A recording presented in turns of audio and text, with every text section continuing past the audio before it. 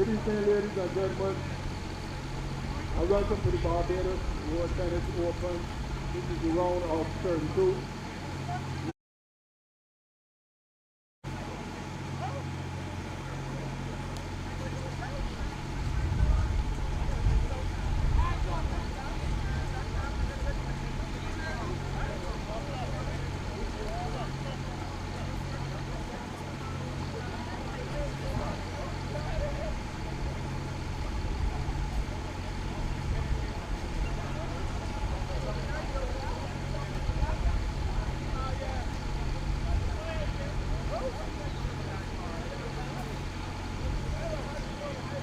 Game scheduled for the night in the female section, Susan Scantlebury versus Yvonne Harper, Gail Edwards versus Shari, Sandra versus Marvalene Neblett, Vaughn versus Sabrina Scott, and in the males, Davien versus Renee, Adrain versus Yearwood, Darius Gaskin versus Rodney, and Kirk, Alleyne versus Harris. We'll be starting in about 5 minutes.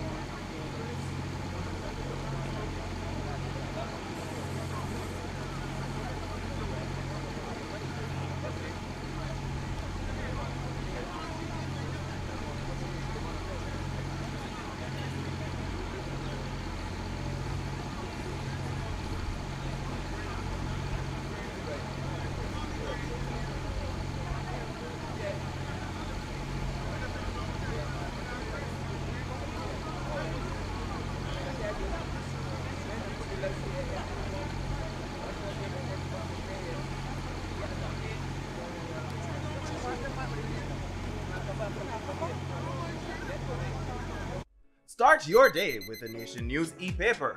Enjoy the accessibility and new upgrades of the Nation News e-paper daily, whether on our mobile app or Nation News website. For added convenience, use our new audio read feature, which reads the newspaper aloud, or look in the archives for any publications you may have missed. Get your news, your time, your way with the Nation News e-paper and enjoy our new upgrades.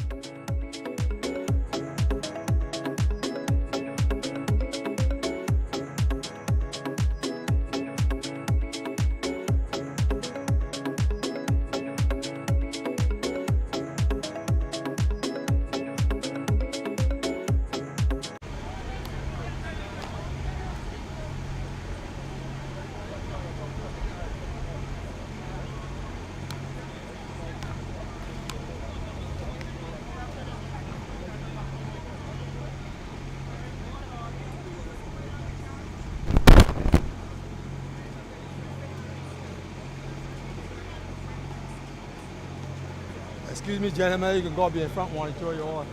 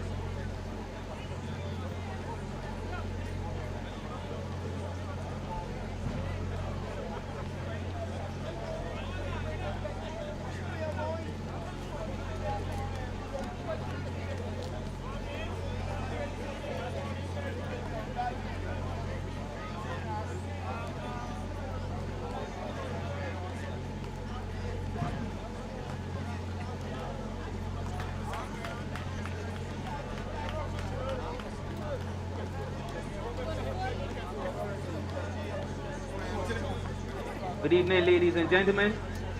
We do apologize for the delay. We had to adjust the lighting on the court. We are ready to start.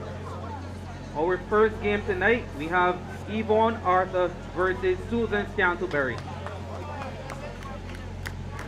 We have 4 female matches scheduled tonight.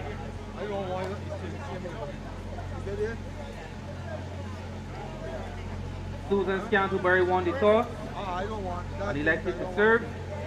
Susan Scantlebury is on my left to the A side of the court. Yvonne Arthur is on my right to the B side of the court. This is a 2 best in 3. Officials in place and ready.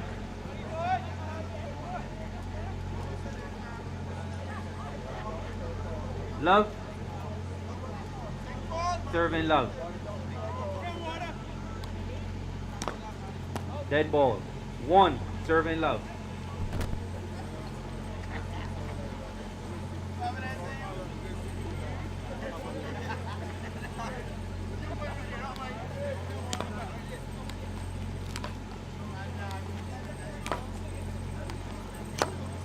Dead ball.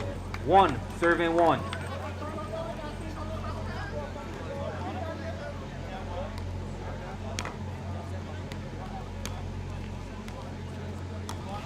Dead ball. 2. Serving 1.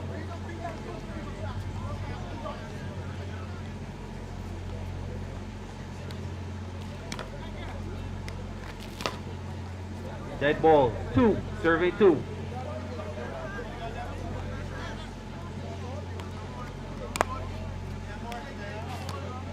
Dead ball. Service change. 2. Serving 3. Dead ball. 3. Serving 3. Dead ball. 3. Serving 4.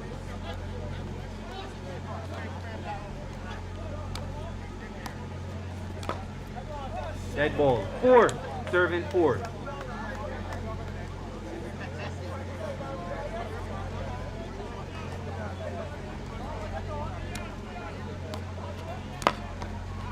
Four, serving 5.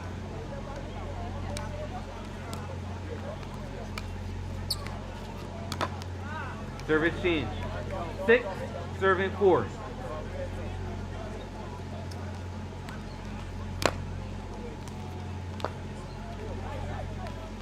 Dead ball. 6, serving 5.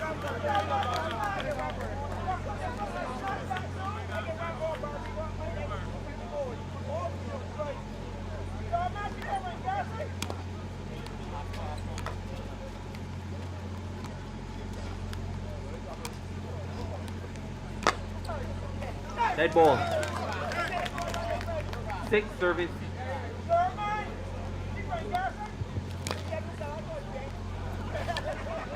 Dead ball. 7, serving 6.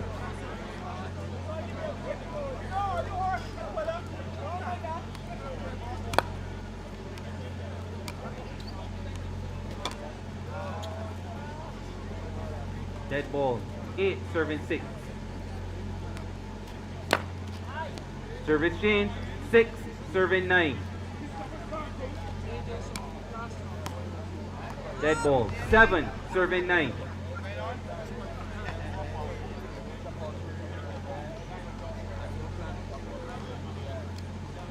Dead ball. Serving fault. Start ball. Dead ball. No. Any other fault, any other serving fault, the point will go to your opponent. That's right. 7-9.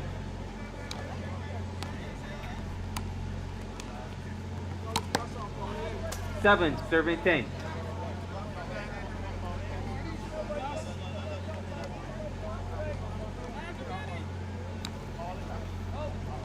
Seven, serving 11.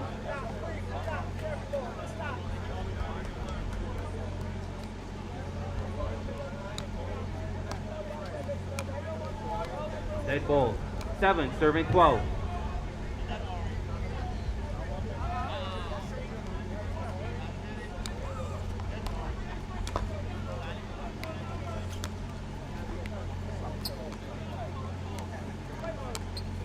Dead ball. Service change. 13, serving 7.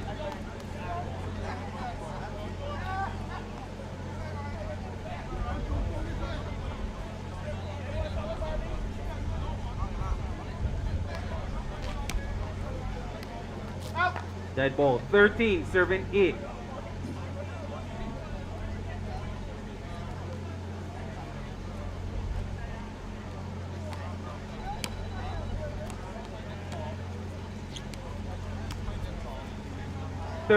Serving 9.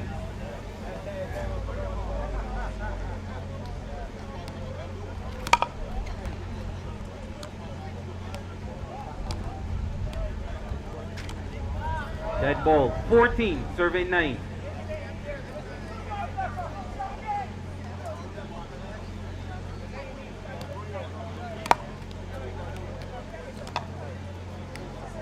Dead ball. 14, serving 10.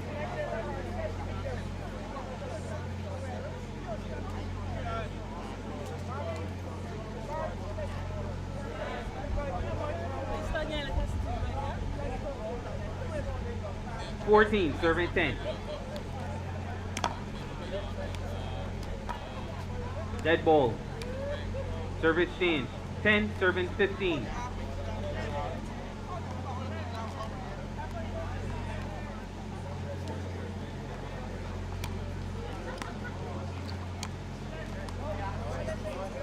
Serving 16.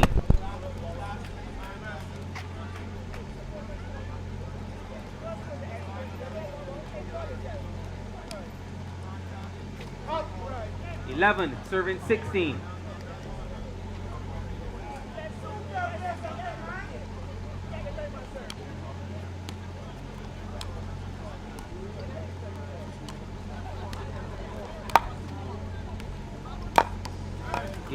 Serving 17.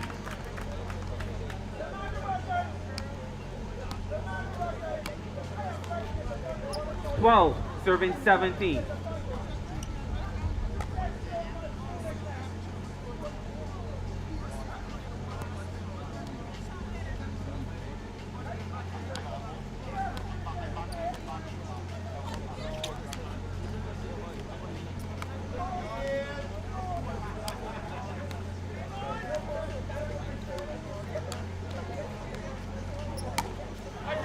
Service change, 18, serving 12.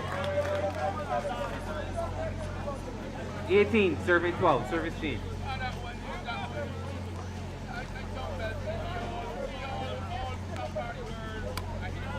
$19, serving 12.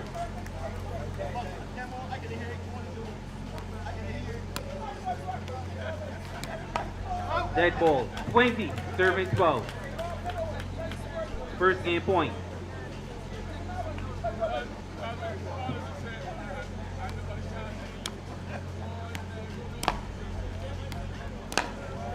Dead ball, 21-12. First game goes to Susan Scantlebury, 21-12. Up next, we have Gail Edwards versus Shari Hope. Sandra Carter versus Marvalene Neblett. And Jalesa Vaughn versus Sabrina Scott. Those are the female matches tonight. Then we'll be moving on to the men's matches. Davien Taylor versus Christopher Renee. Adrain Scott versus Antonio Yearwood. Darius Gaskin versus Rodney Wood. And Kirk Alleyne versus Anderson Harris.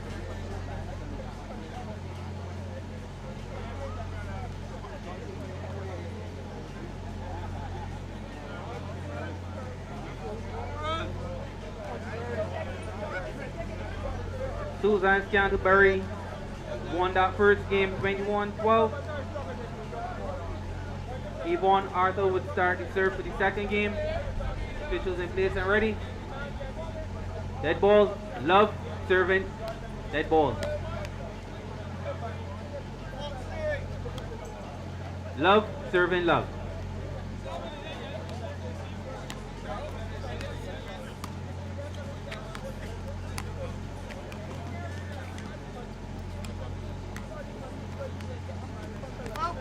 Dead ball.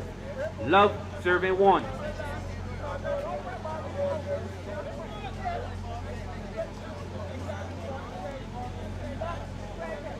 Love, serving 1.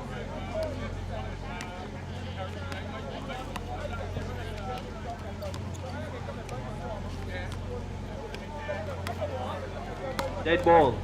Love, serving 2.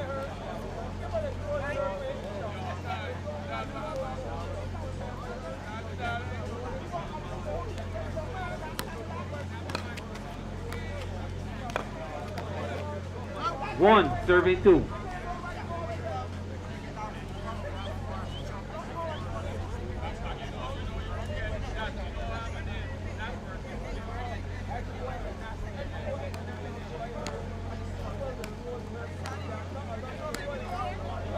Two, serving 2.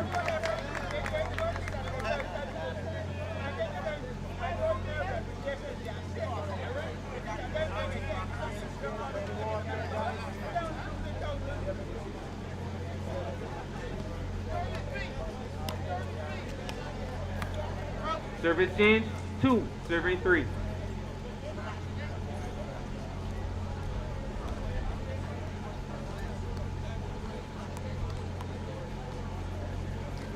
Two, serving 3. Dead ball, 3, serving 3.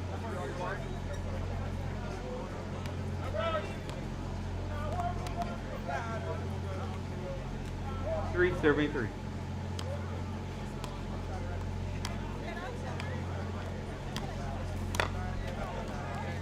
Dead balls. 3, serving 4.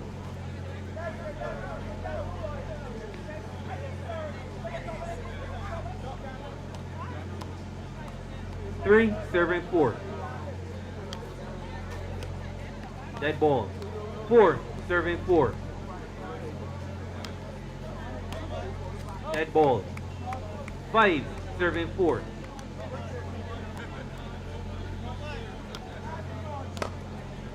Dead ball, service change, 4, serving 6.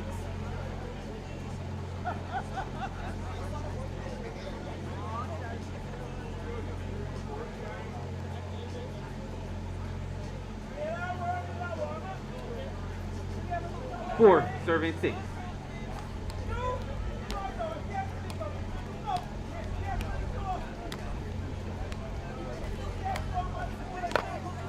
Four, serving 7.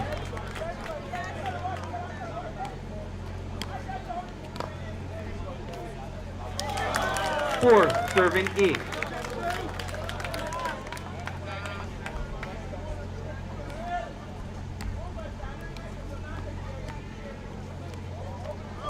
Four, serving 9.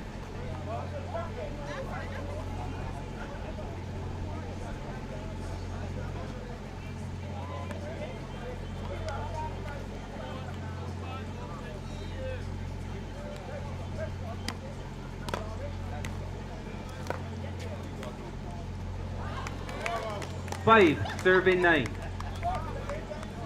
Ball is away. You have 2 appeals remaining. 5, serving 9. Dead ball. 2 appeals remaining.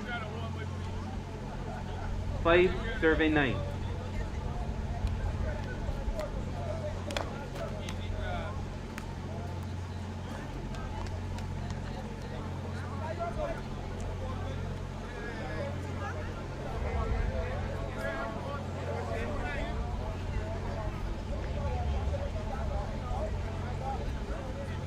Service change, 10, serving 5.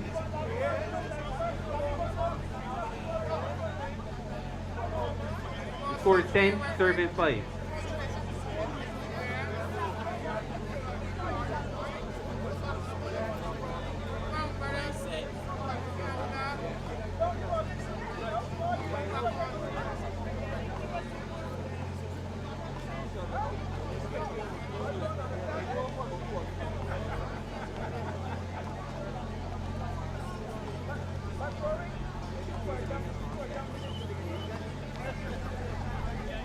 My apologies. The ball was good, so you hold up on the point. Scored 6, 9 serving 6. My apologies.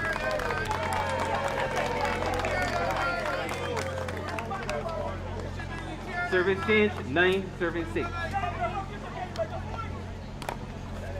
Dead ball.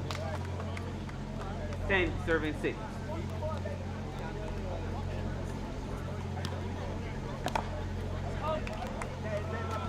11 serving 6.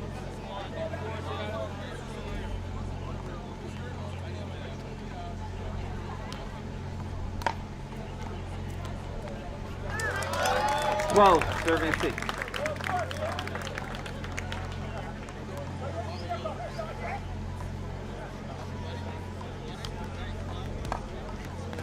13, serving 6.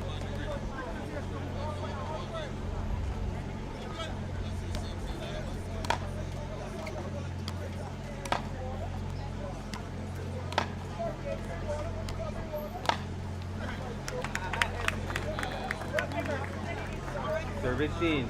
6, service 14.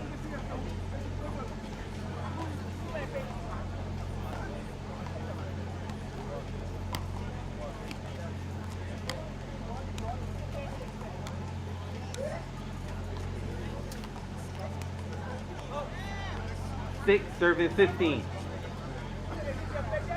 6, serving 15.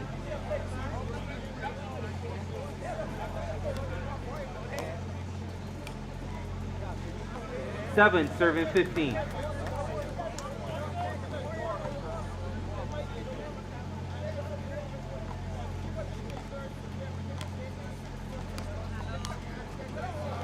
8, serving 15.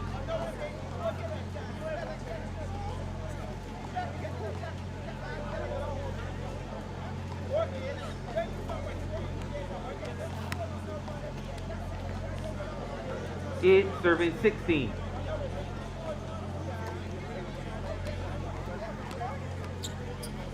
16, serving 9.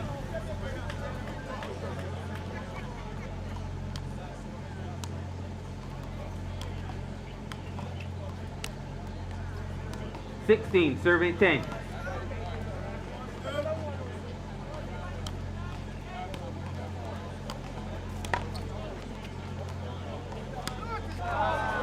17, serving 10.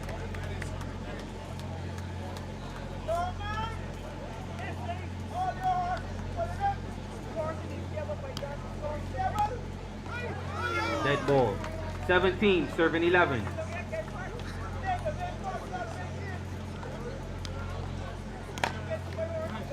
18, serving 11.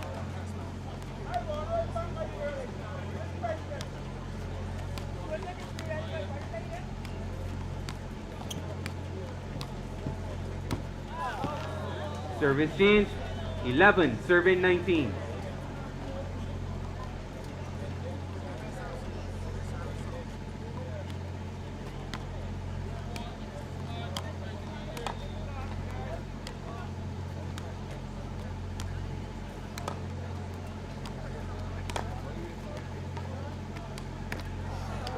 11, serving 20.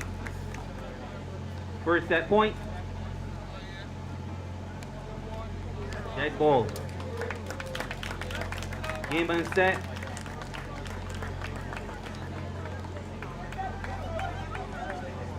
Susan Scantlebury. 21-12, 21-11.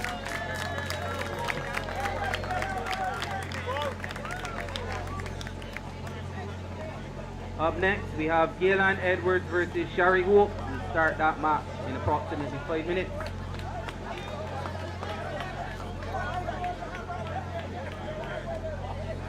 Following Gail and Edwards and Shari set, we have Sandra Carter, Marvalene Neblett, and closing out the female games, we have Jalesa Vaughn versus Sabrina Scott.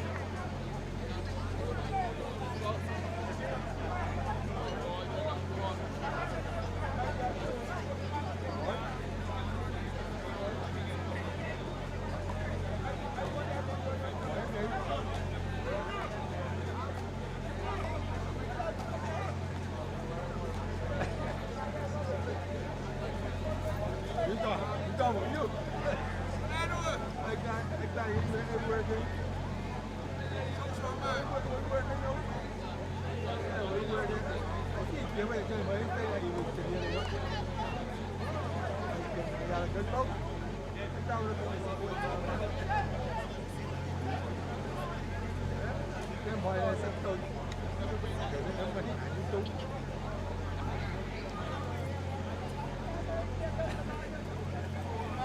evening, ladies and gentlemen.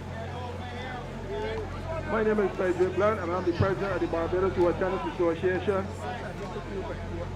In an attempt to improve the standard of road tennis among the junior players in Barbados, the Barbados Road Tennis Association has decided to have a raffle in order to raise funds to provide some of the junior players in the rural areas with much needed tennis equipment like rackets and balls and nets and things like that. So we are having a raffle. It's $5 a chance. The first prize is a staycation for two at Infinity on the beach. It's just below us here. And then we have two other prizes, which is dinners for two at Lone Star Restaurant on the south coast, on the west coast, and also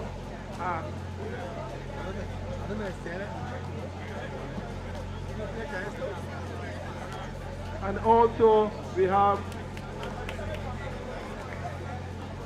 second prize also a dinner for two, one at the Lone Star Restaurant. First prize, staycation for two at Infinity on the beach. One of the players, Jonathan Speck, will be coming around with the tickets. One of the tickets are only $5 per chance. Please support the Barbados Road Tennis Association.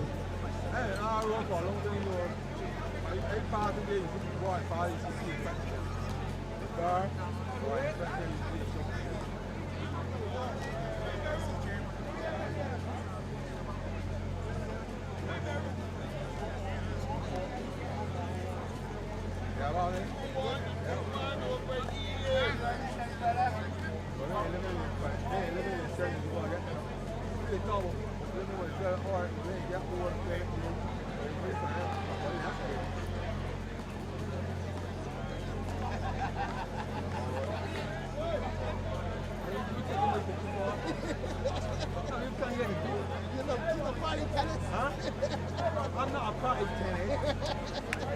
You want to take my picture for the new thing? I don't take it from close, where you know, or you know, I'm fine. Do that. Couple into court, Gail Edwards, Shari Hope, Gail Edwards, and Shari Hope.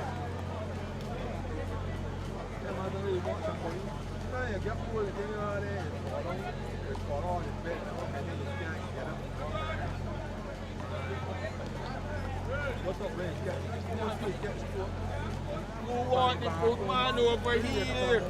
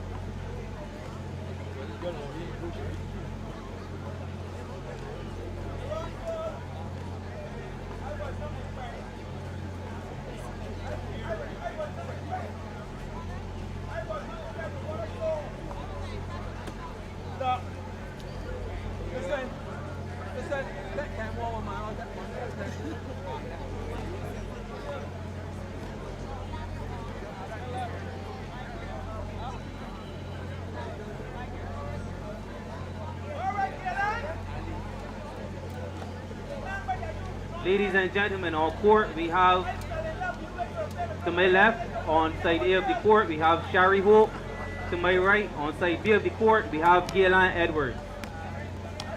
Gail won the toss and elected to serve first. This is a 2-best-of-3 and the second female game or set of the night. Officials in place and ready.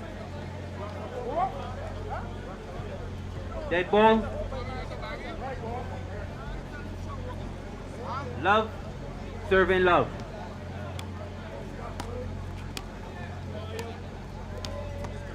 Love. Serving 1.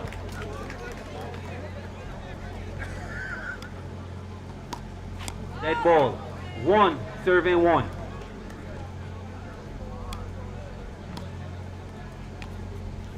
Dead ball. 1. Serving 2.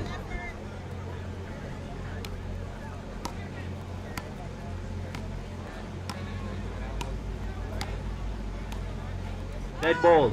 2. Serving 2.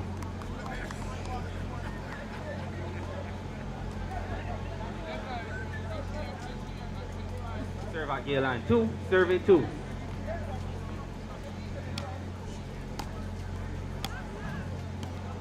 Service change. 2. Serving 3.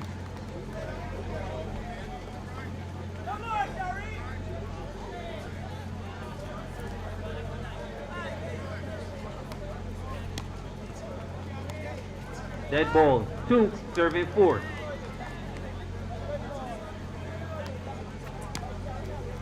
Three. Serving 4.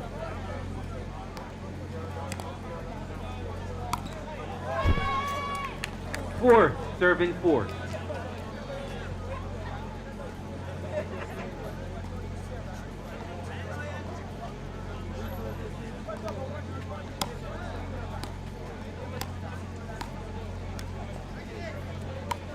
Dead ball. 4. Serving 5.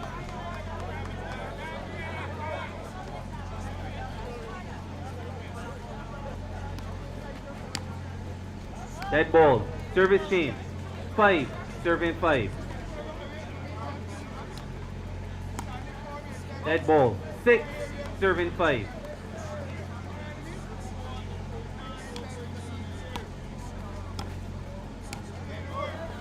Seven. Serving 5.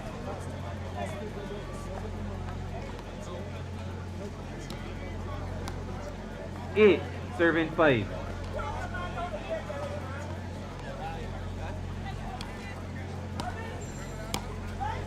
9. Serving 5.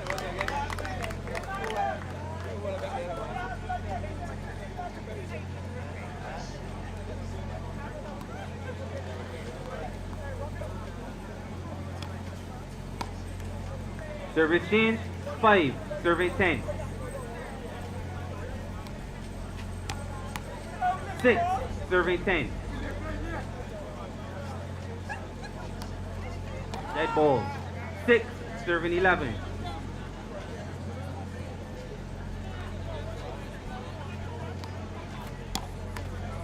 7. Serving 11.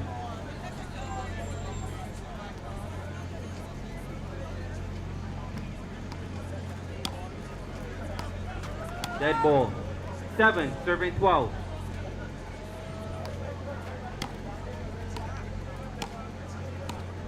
'Dead ball. Service change. 13. Serving 7.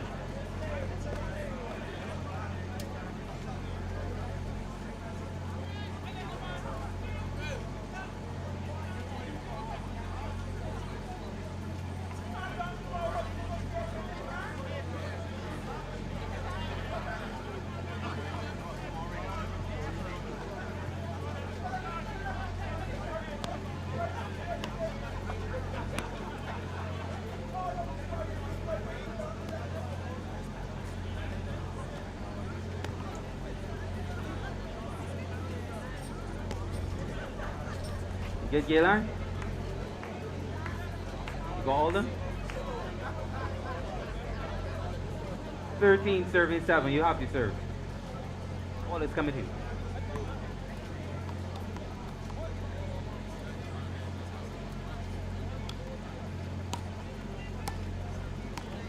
Dead ball. 14 serving 7. 15, serving 7.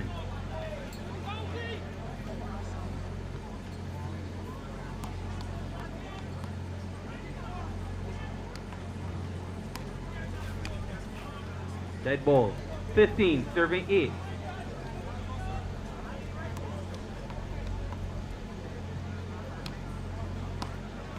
Dead ball. 16, serving 8.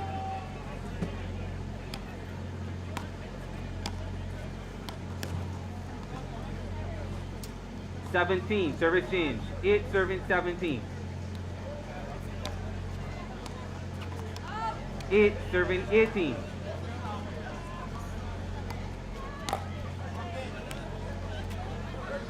9, serving 18.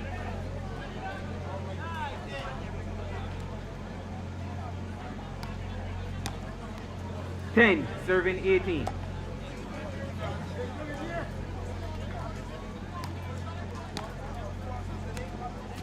Dead ball. 10, serving 19.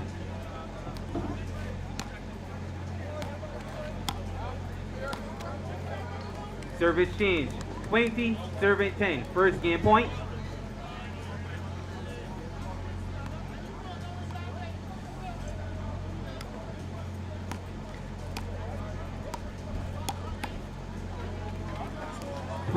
Serving 11.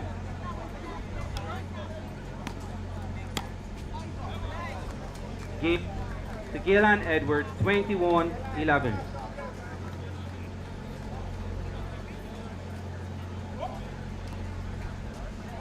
Up next, we'll have Sandra Carter versus Marvalene Neblett. And closing out the female matches for tonight, we have Jalesa Vaughn versus Sabrina Scott.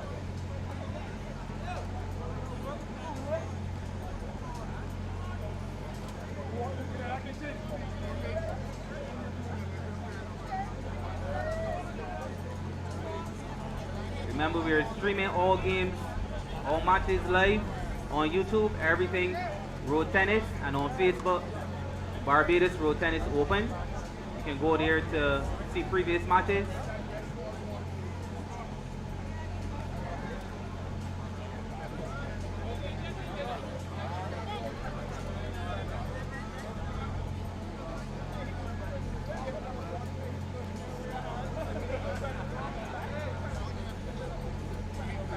Gail and Edwards won the first game 21-11. Shari Hope will start to serve the second game. Officials ready? Love, serving love.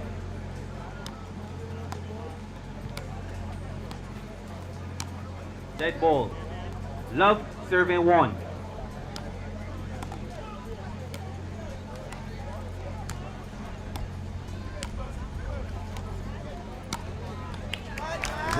Serving 1.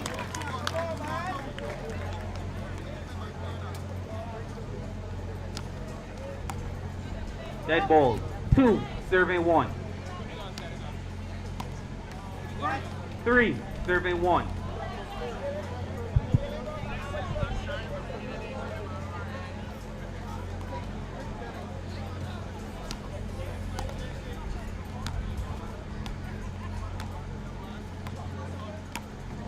Service change, 2, serving 3.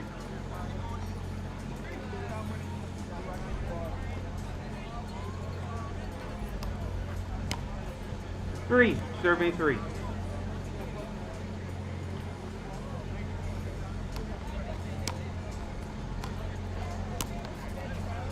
Dead ball, 4, serving 3.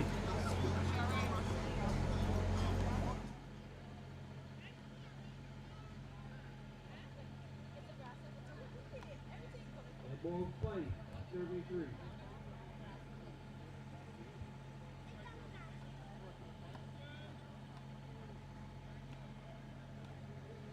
Dead ball 5, serving 4.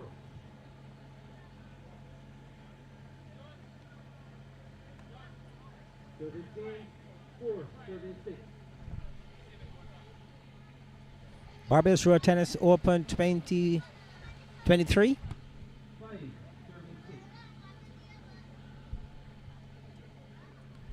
We welcome you to the Barbados Road Tennis Open 2023. We're in the round of 32.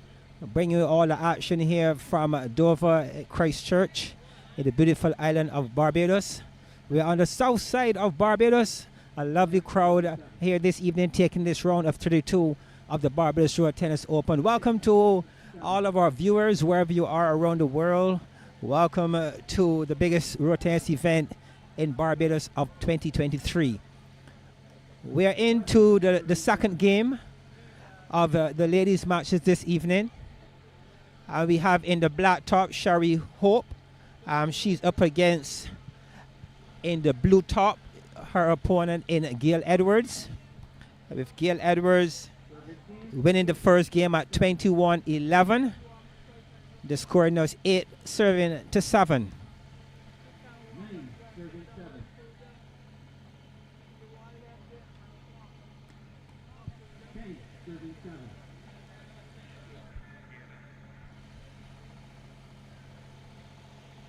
10-7.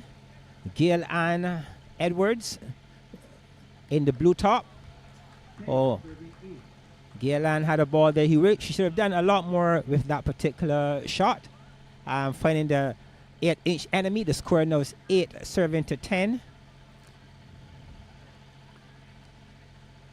Gail Ann is known for her defense and attack at times. She's one of those balanced players in the game. And we are seeing Shari Hope, who has somewhat of an attacking style. She looks to capitalize wherever opportunities are given.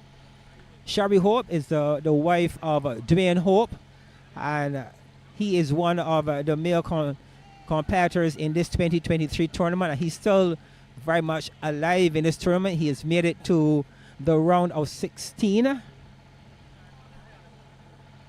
Gail Ann Edwards plays her tennis in Bush Hall, and Shari Hope is known for moving around to various camps and getting in her practice when she can. 8-12. That's a good approach there by Hope. 9-12. Then she commits that cardinal sin of serving that one wide. 9-13. A very good crowd on hand this evening at Dover. We are well over 200 spectators.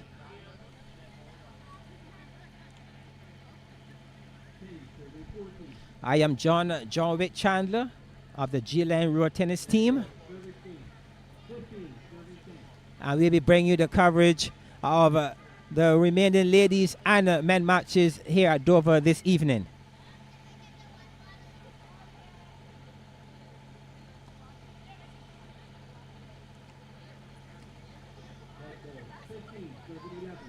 Now serving to 11. Gail Ann Edwards in control at this time, a comfortable 4-point lead. Looking to do more than necessary on that last shot. And that one went beyond the line. 15-11.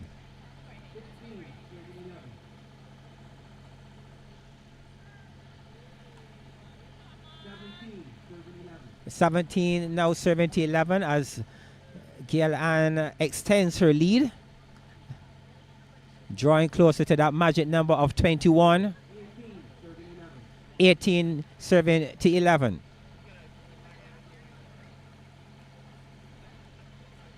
So again, we are in the round of 32. 11 serving now to 19 with Gail Ann Edwards just 2 points away from advancing to the round of 16 of the Barbados Road Tennis Open 2023.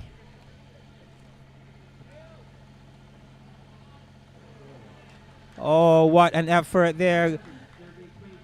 Good fight there by Gail. 1 point away. 11 now serving to 20.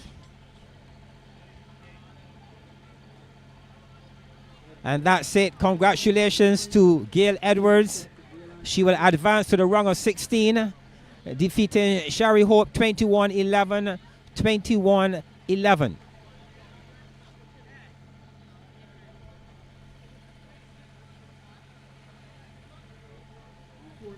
Let me say a very special welcome to those persons tune in and viewing the matches via YouTube, the YouTube link, taking in all the action of the Barbados Road Tennis Open 2023. Again, we are in the round of 32, and it's great to have you on board. Welcome to the persons locally, regionally, and internationally tuned in to this indigenous sport of road tennis.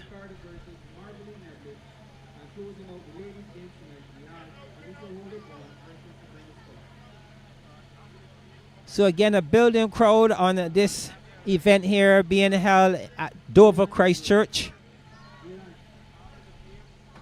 Dover is on the south side of Barbados, known for the lovely beach. It's a tourist site, not far away from the very popular Oyston. Yet another tourist site here in beautiful Barbados.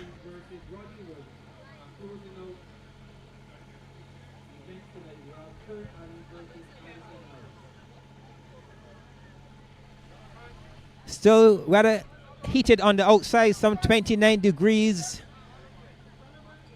As Barbados, like many of the other Caribbean islands, or just about most islands around the world, we are all faced with quite a bit of heat of late. But once again, we say congratulations to Gail and Edwards defeating Shari Hope 21-11. 21-11. Again, Gail Ann will advance to the round of 16. Dover is also known for its rich history of cricket and football. The Dover Club will have produced a number of footballers over the years and some quality cricketers as well. Dover, known as the home of none other than Adrain Donovan. He has been a member of the Dover Club for some time, and I'm quite sure that Mr. Donovan is happy to see the changes and the developments where the road tennis is being introduced here in Dover as well.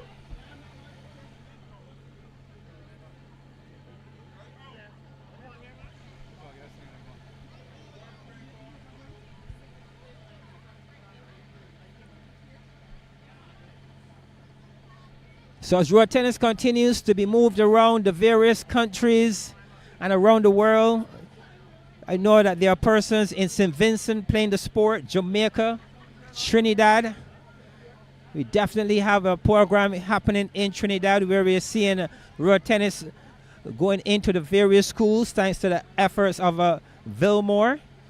We know road tennis is also being promoted in Canada within the schools in Canada.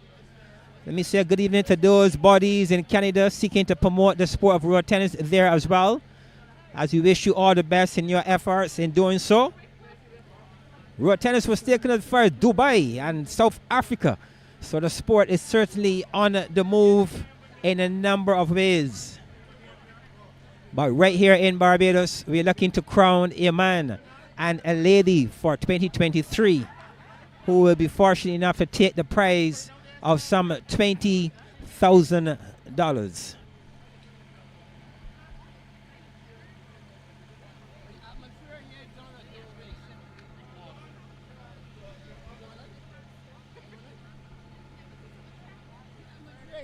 John is really awesome. The ambience, Dover it's something different than part of the world. You see airplanes coming from across the Atlantic Ocean, boats this time and night cruises. You see Italians and Germans shorting the gap, taking the people at cricket and talking with this wonderful sport you've never seen in their life. And the behavior, nobody is smoking illegal drugs. This is relaxing, having a beverage. All the stars on the beach are enjoying a good financial taking tonight. The vendors are happy to see road tennis in Dover. So we also got to compliment the vendors and the residents in the neighborhood who come out and really support this indigenous sport of us. And this, and especially a day and age where we have a lot of crime in the area and people are talking about crime. There's nothing so at Dover road tennis. Well, you're hearing the voice of none other than Mr. Adrain Donovan. He is of the National Sports Council. And Mr. Donovan, it's good to have you again this evening. Last time we spoke, you were at Bush Hall, but I'm hearing a bit more energy coming from you here this evening here in Dover. Why is that? Well, I'm home. So that's where I have been for the last 66 years. So I know the area inside out. So when I see my area transforming for the better, it makes me feel very happy. And it encourages the youth to get involved in a wholesome, productive activity. So it makes my heart feel really nice.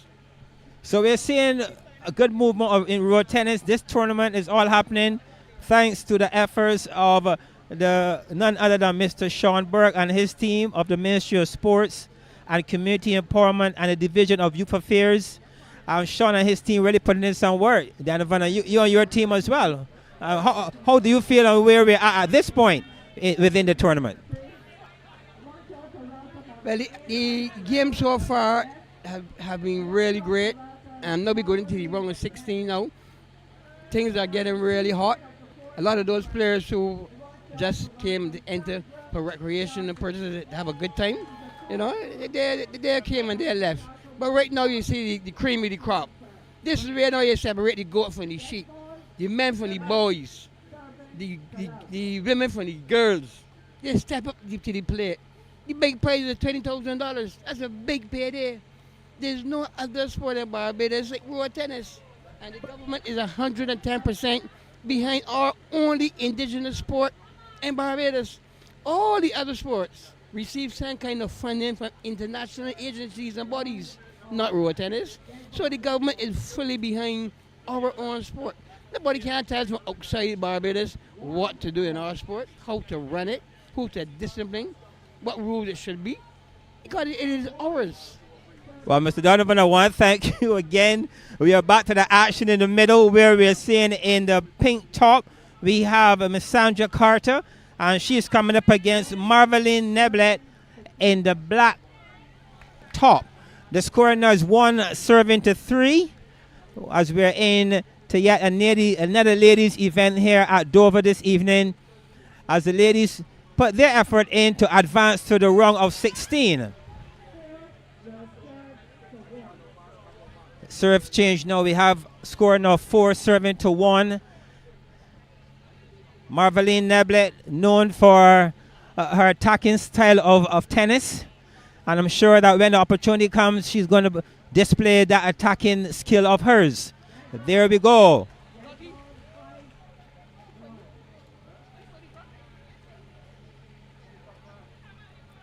Marvalene Neblett, also a student of Coach Winslow Burkett, and she's known for playing her trade and developing her tennis skills at none other than Rubis, the Rubis camp situated on Spring Garden. 6 now will serve to 1.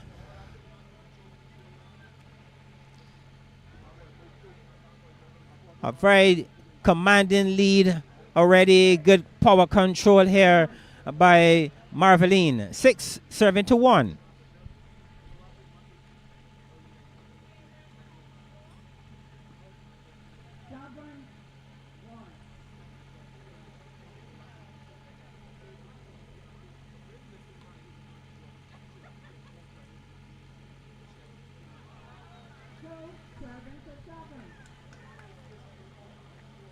Seven, 2. Marvalene still very much in control. The Barbados Road Tennis Open 2023 sponsored by Digicel, BTMI, and Nation News.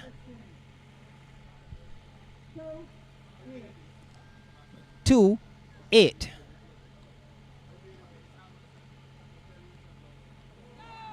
That's another very good exchange by both players. Marvalene stealing that one with a good forearm through her opponent's forearm. Good power, good tennis here by Marvalene this evening. She's looking very well and very much in control. 2 now serving to 10.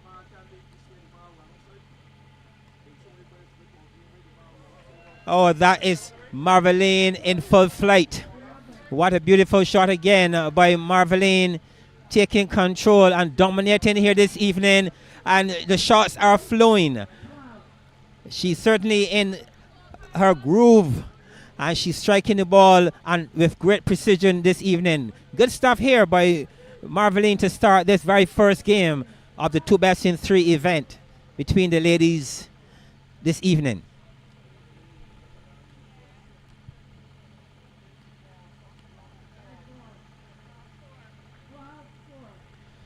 Serving to 4. Marvalene still very much in control.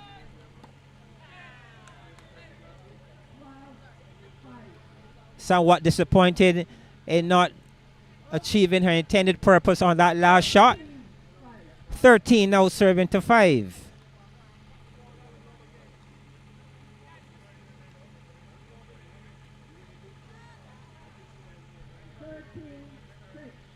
Marvalene going a bit too much on that occasion. No need to paint the line. 13 now serving to 6.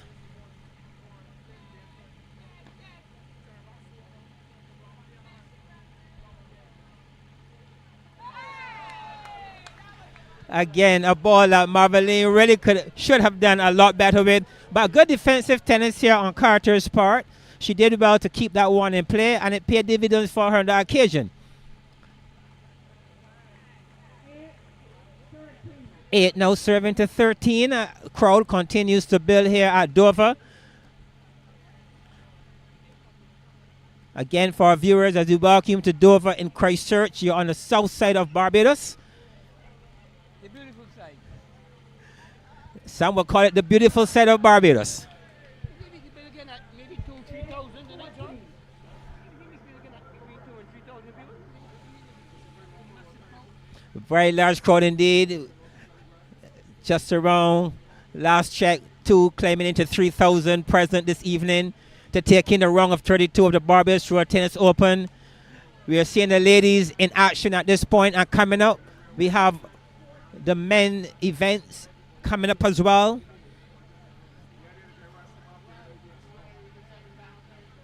$14 now serving to 9. Marvalene Neblett still very much in the driver's seat. And this evening, coming up in the men event, we have Davien Four-Stripe Taylor. He's coming up against Christopher Rennie. We have Antonia Yearwood. He'll be up against Adrian Scott. Darius Gaskin comes up against Rodney Wood. And to bring the curtain down on our event this evening, we have Kurt Alleyne coming up against Anderson Harris. Those are the men games coming up here at Dover this evening as we continue to bring you all the coverage of the Barbados Road Tennis Open 2023. 15 now serving to 10. One of the games scheduled to come later on is a fella called Darius Gaskin. Up and coming individual who has a lot of potential. He works at the National Sports Council. So among this massive crowd, you can bet that at least 100 or 120 staff members are here from the Sports Council rooting for him. So he will be under some pressure, because if he goes to work on Monday morning without a ring, I don't know how he's going to take it. You're talking about Darius Gaskin here, that young guy who's known for his attacking style? Oh yes, well known, a very promising fella. Once he gets his game right, get it all together, I think he can go far.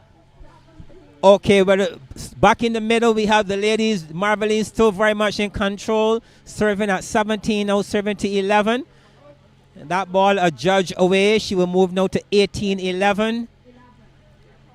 And it's really good to see the support for our indigenous sport in Barbados as it continues to get bigger. The crowds building each and every match, every location. We are seeing the numbers growing, and I'm quite sure that lovers of road tennis are looking forward to see what that final four, who those finalists will be, as all the action will move to the gymnasium, where we are suspecting there will be no sitting or standing room.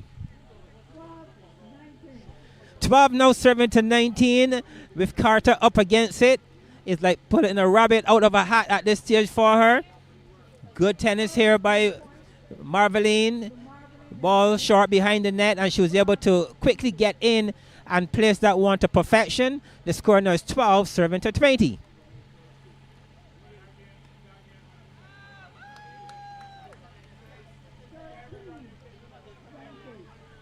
On the rare occasion, we are seeing an attacking approach here by Carter. Maybe a bit on the late side, but good shot, well played by Carter. 13 now, serving to 20.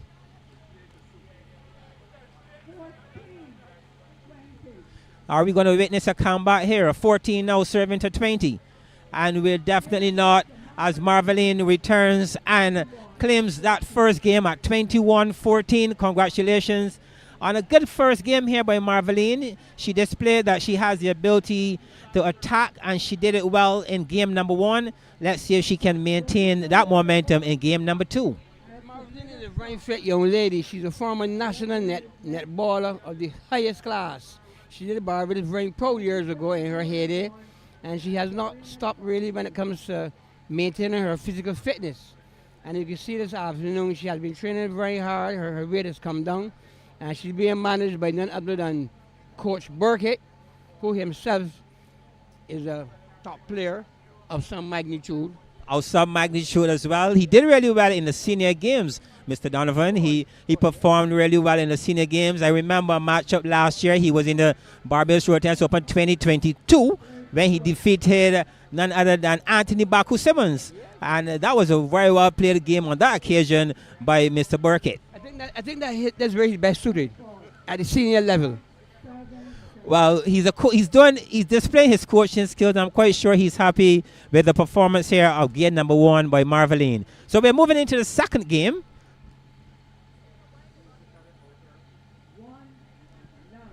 And Marvalene, for those now joining us, is in the all black. Her opponent in Sandra Carter wearing the pink shirt. And again, good stroke play here by Marvalene as she covers the court really well and show good control on those high balls. Again, one that she spoiled in the first game. I'm sure she's saying she would not have missed out on that occasion again. And well done to Marvalene. Score now is 3, serving to 0.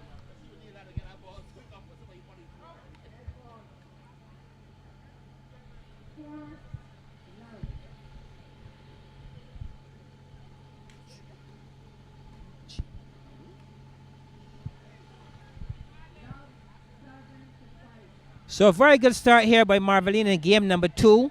Continue to show her dominance over her opponent in Sandra Carter. A score now serving of love 5. Again, crowds continue to build here at Dover Christchurch to take in the action of the Barbados Road Tennis Open 2023. All happening thanks to the efforts of none other than Mr. Sean Burke and his team, the National Sports Council, Mr. Donovan and his team, the Barbados Road Tennis Association, Mr. Frederick Blunt and his team, and of course our sponsors, Digicel, BTMI, and Nation News. Oh, what a lovely shot there by Marvalene.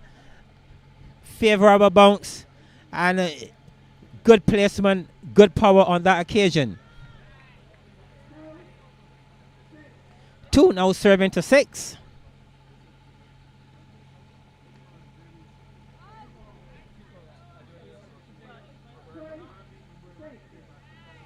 Three, 6. Sandra Carter looking to push this into a game 3 once possible.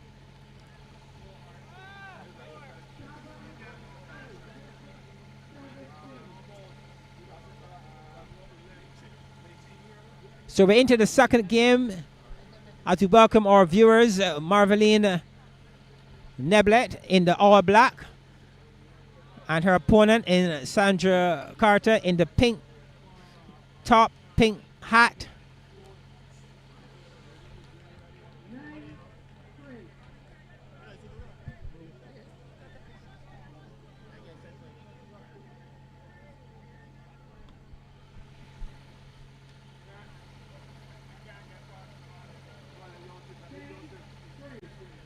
Serving to 3. Good control tennis here this evening by Marvalene. She's moving the ball really well. That was a good control shot, well placed. 10-4. Marvalene winning the first game at 21-14. I'm sure that she's looking to push this to a 2 straight once possible. And winning this evening, she will advance to the round of 16.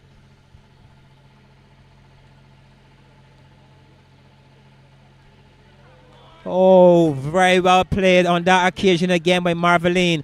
Very swift on her feet. Good positioning. She got into the ball early and struck it with great force. Well done by Marvalene.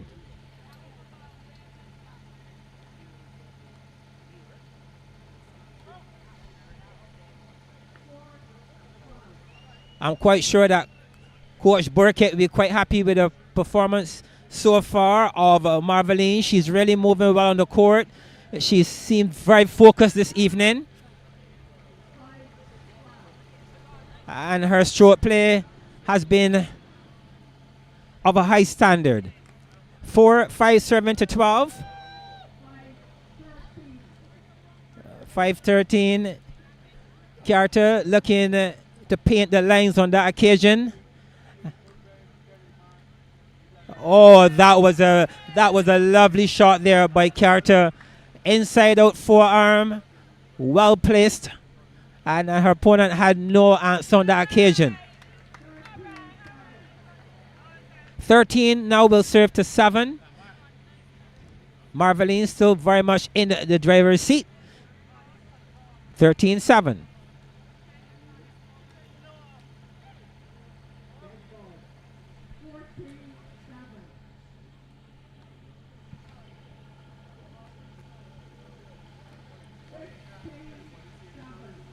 This is good.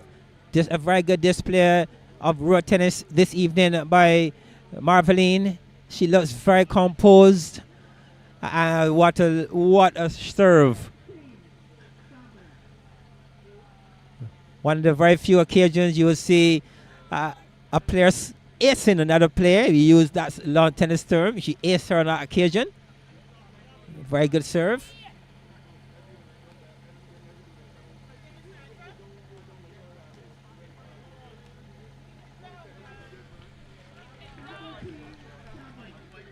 Very good rally, encouraging and entertaining to the crowd around, appreciating the efforts of both players.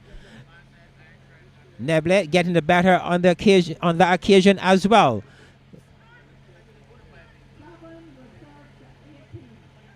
So we have a serve change of 7 now to 18.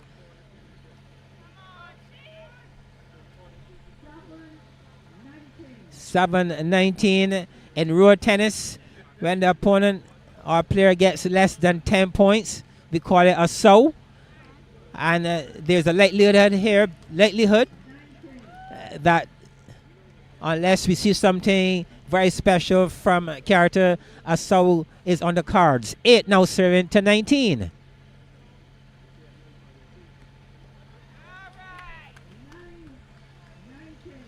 Nine serving to 19. Good fight here by Carter as she keeps that sow away from her for game number 2 as she fights on. Again, well done to Carter. Certainly keeping her scoreline and her name intact. No sow here this evening at Dover, but still well behind the 8 ball. As Marvalene will now serve at 20, serving to 10. 1 point away from advancing to the round of 16, and she does it with an ace. Well done to Marvalene on a very good performance here at Dover Christchurch this evening. Marvalene will advance to the round of 16 of the Barbados Road Tennis Open 2023. Well done by Marvalene.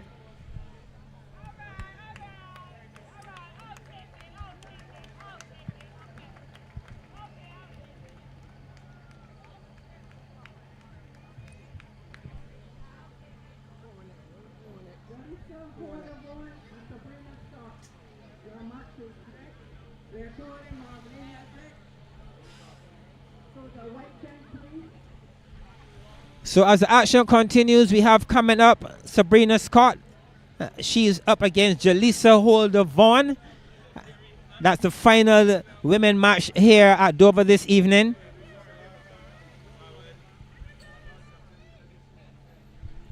So, Mr. Donovan, back to your favorite place, back to your favorite spot. Tell us a bit more about Dover. We know Dover as a place that has produced many footballers and cricketers over the years. I'm quite sure that our viewers would love to hear some of the top players over the years that Dover would have produced. You care to share some with us while we're waiting for the start of the next match? Well, in cricket, you would have had fellas like Adrain Greenwich and Emerson Trotman, Ezra Mosley, and those are homegrown fellas. And then in football, you have Barry Richards and Jules Ellis, Anthony Charlie Chase, a number of players. But the interesting about Dover is that over the years, it has become the #1 sporting destination for touring teams. Because of its easy accessibility to the area, not far from the airport, not far from town, easy accessible by taxi or even bus. It's not far from the aquatic center or the gymnasium. And in Dover, there's a hard court, a playing field, all the likes. And then next door to the hard court is the beach. So when you come to Dover for a training stint, whether it's pre-season and preparing for upcoming competition, or even sometimes teams come to celebrate after winning a victory in whatever competition from whatever part of the world. And they're used in Dover. And there are a number of apartments now in the area who have changed their outlook to move from the original 1-bedroom, 2-bedroom occupation thing to accommodate touring teams. Where you may have 4 or 6 in the room, spacious and affordable. Because you find that many teams, with money being hard nowadays, are looking for some kind of bargain. And in Dover now, a lot of property owners have reconstructed their apartments to accommodate touring teams. Yes, I mean, we know that it really has a very rich history with sports and sportsmen over the many years. And what I would like to ask, what about the club now? Where is the club of recent, and any ideas where what the future of Dover really looks like? Any plans, any changes that you can share with us at this point? Well, the pavilion is owned by the National Sports Council, and it's shared between the Party Football Club and the Dover Cricket Club.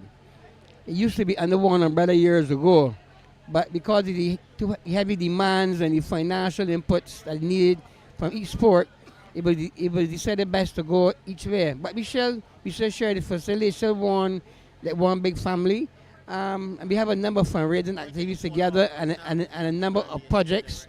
We go and assist the needy and the poor, doing some outreach programs like painting the houses in the neighborhood, or assisting them with staycations and special occasions, like the birthdays or whatever. So the membership is very active, especially the older ones in who are not only members of the club but were born and bred in the village. So they're very happy and very proud of who they are and where they come from. Okay, so let me bring you back to the sport of all sports now, the indigenous sport of Barbados in road tennis. What about here in Dover? Is it played often, and you have any players who tend to come in this area and play their trade or practice road tennis in this Dover area? Yes, our champion player is a racing driver by the name of Sean Boxall, whose family just live up the hill, and Anthony Charlie Chase, the former national footballer. So a lot of top players in Barbados come and train here on the afternoon, morning, noon, and night, from as early as 6 o'clock. And I must mention that both Charlie and Sean are instrumental in coaching a number of our top players, especially juniors. So they come in the afternoon and receive some coaching, they play and they have some fun, and then they go to the beach and have a nice swim. It's my understanding that players also like the Anthony Mitchell Anthony Ayers and the Arundel brothers, those guys play here as well? Yes, oh yeah, a lot of big names come here, you know. There's some fellas and some top players in Barbados who actually go to almost every sport. I mean, almost every court that they spread the rings around. But you find that some of them adopt a home and they will stay at that particular location. But in Dover we have a number of them because we have 3 courts up here. So there's plenty of space for anybody, both male and female. Okay, well, as we get ready for game number third ladies match, because we had two before. We're getting ready now for the third ladies matchup this evening, as we'll be witnessing Jalesa Holder Vaughn, and she'll be coming up. She will be coming up against. Just getting her name here for you, Donovan. You know, yeah, she'll be coming up against Sabrina Scott. That's correct. So. Very interesting affair, John. This should be a tight game. Well, these ladies, it's good to see Jalesa still very much playing the game of road tennis. She's known for her performance more in the country. She plays a lot of her tennis, you know, and Donovan is really good to see road tennis moving around Barbados in so many parishes. I know Jalesa from playing quite a bit of tennis in the sauna. She plays in She's also a twin, don't forget. Oh, yeah, she's a twin. Her sister played on Sunday, and here she is now getting ready to hit the court. She's getting ready to hit the court. Her sister was not fortunate on that occasion, but let's see if Jalesa will advance to this next round. So John, good afternoon. This is Jalesa. Jalesa, what is your chances this afternoon? Well, I would say good night. Tonight, I will just do my best and hope for a positive outcome tonight. Okay, Jalesa, want to wish you all the best in your game. I'm looking forward to seeing some action on the court. Wish you all the very best. Thank you very much.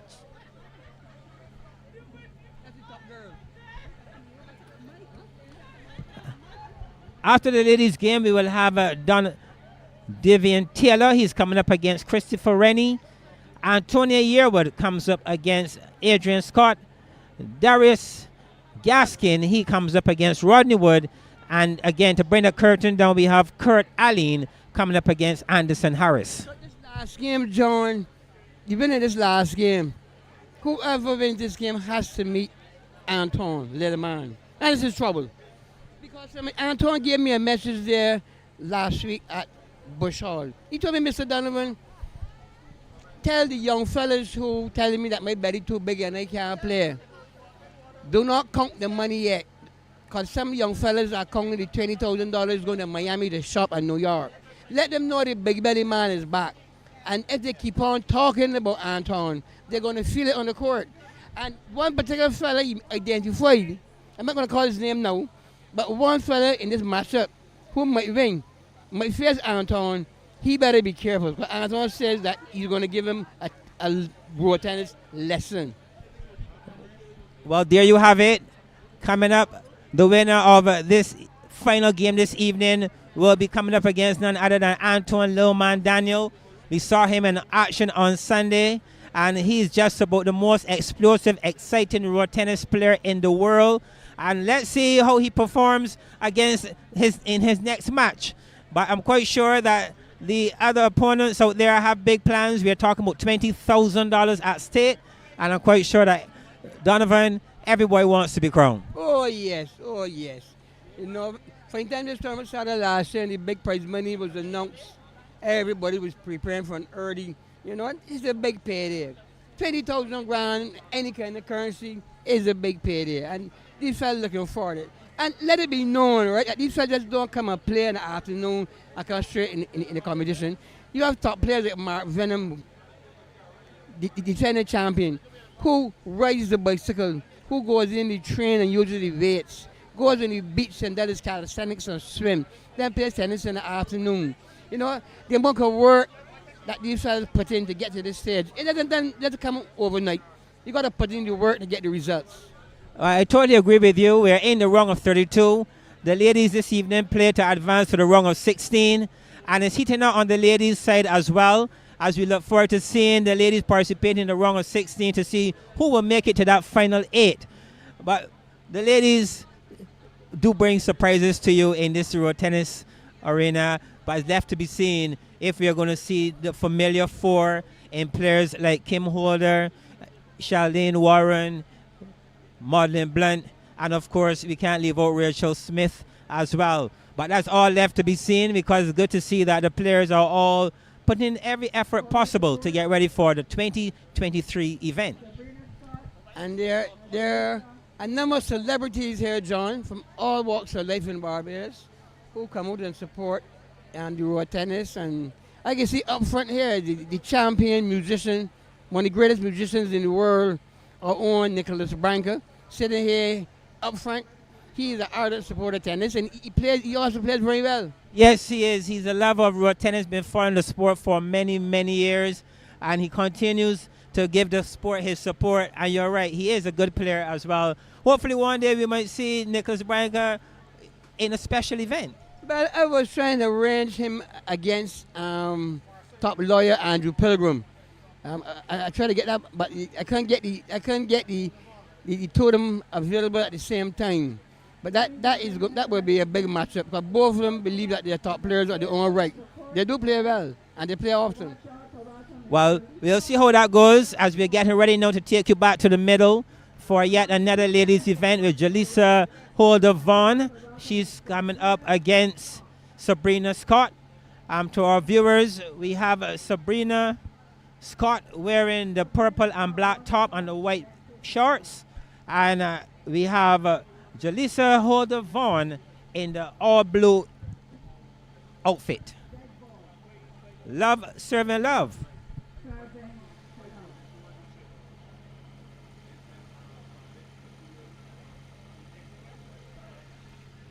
As the crowds continue to grow in numbers here at Dover,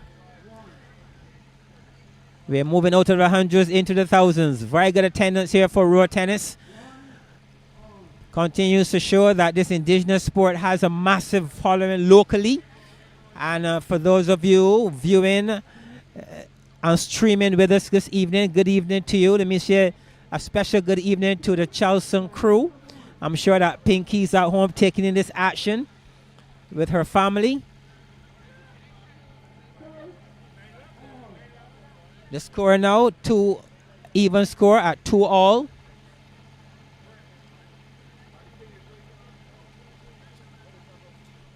So not long ago, we saw the sport moving all the way to Dubai, South Africa, and road tennis continues to move to the UK and various parts of the world.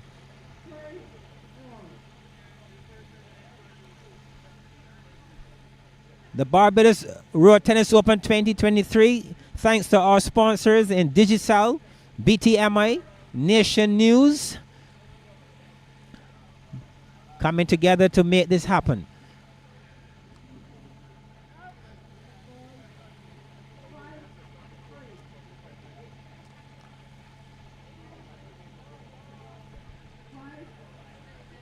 A 5-7-4, very good drop shot injection on that occasion by Sabrina. 4 serving now to 6.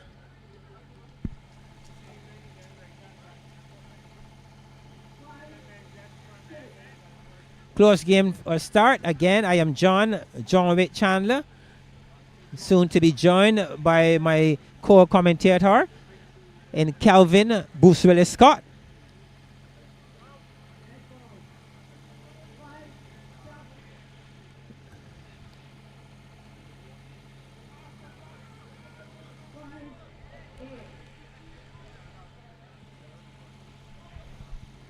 A 3-point difference.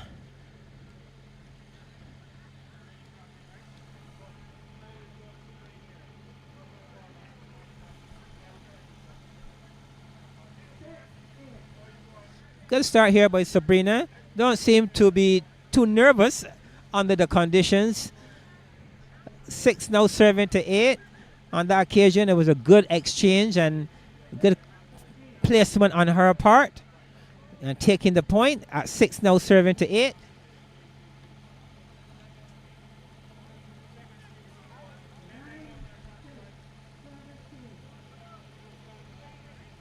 Jalesa now serving at 9-6.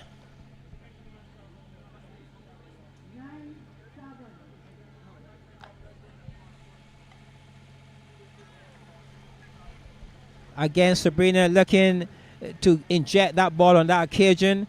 But Jalesa was up to the challenge, and she returned and was able to take that point as well. 9-10 will now serve to 7.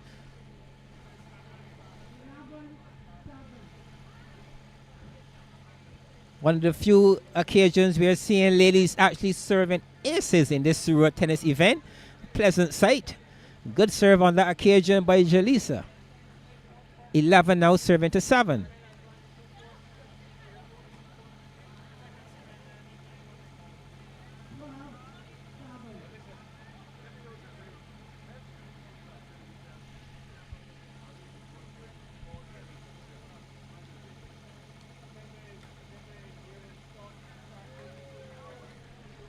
Good exchange, well done by Sabrina. That was good placement on that occasion.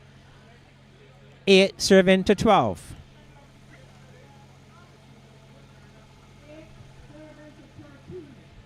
Eight 13. Sabrina looking to paint the already painted line, and that one going wide. 8 will serve to 13.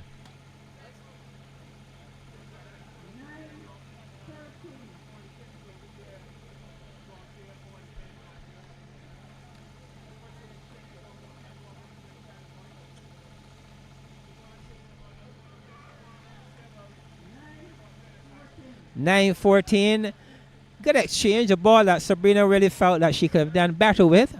On that occasion, spoiling that ball. The score now is 9-7 to 14.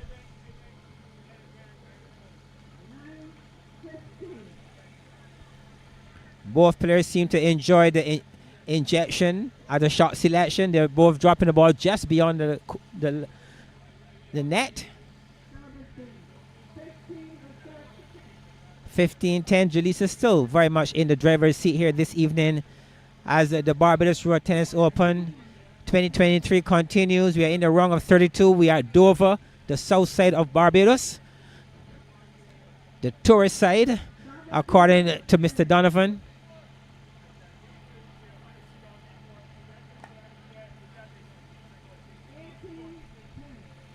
(18-10). Jalesa extending her lead here. 19 now will serve to 10. Jalesa continues to serve. Place the ball to the back arm of her opponent, paying her dividends. 10 will now serve to 20.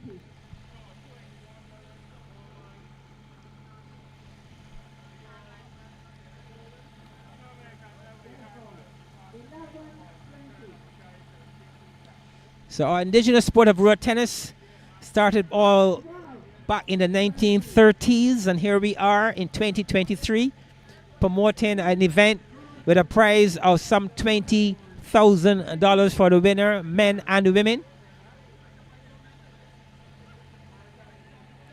We started with an entry of some 92 males, 30 women, and we are into the round of 32, getting close to the round of 16, and the grand finale slated for the middle of October of 2023, and the finals will be played at the gymnasium.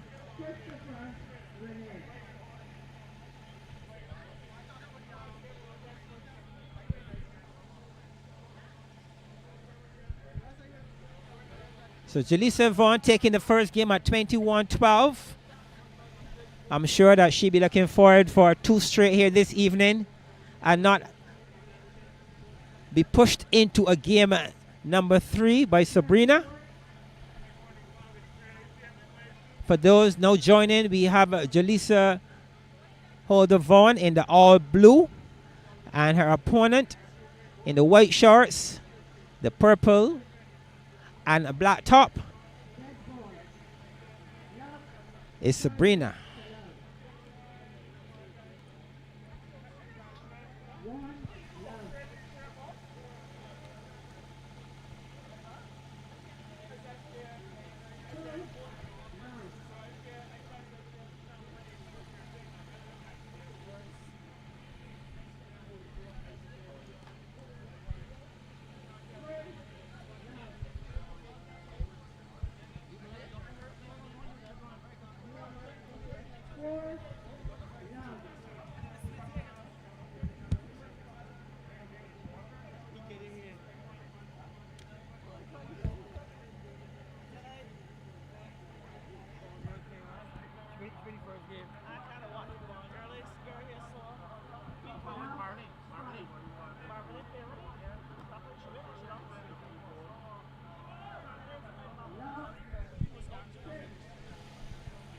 So Jalesa taking charge of the second game already, with Sabrina Scott serving at 1-6, committing the cardinal sin in road tennis and repeating 2 serves out of the court.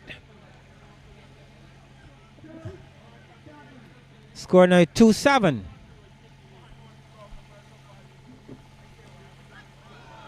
Oh, what a shot.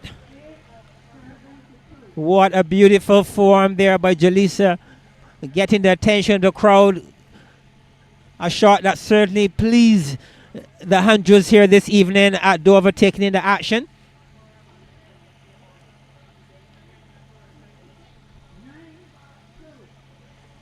Nine serving to 2.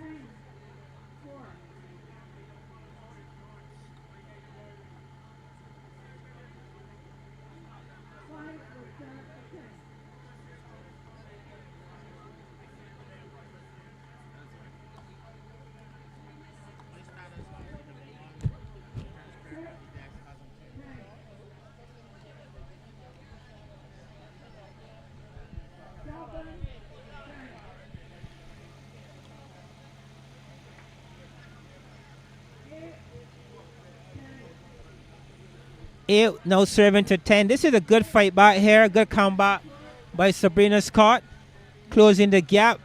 Was down 1-7. Now it is 8 serving to 10. Well done here by Sabrina.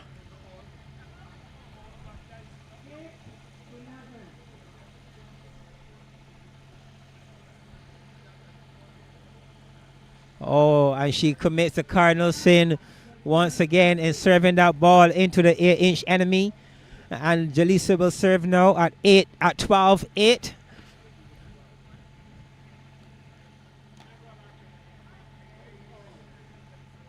You can see that Jalesa has a game plan. She's serving the ball 90+% of the times to Scott's backarm, and it's paying dividends for her.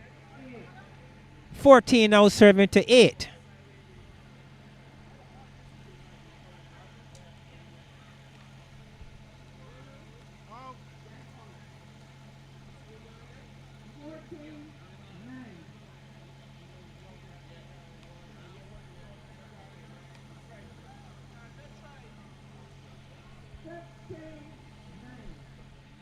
On the rare occasion, we see Sabrina on the attack.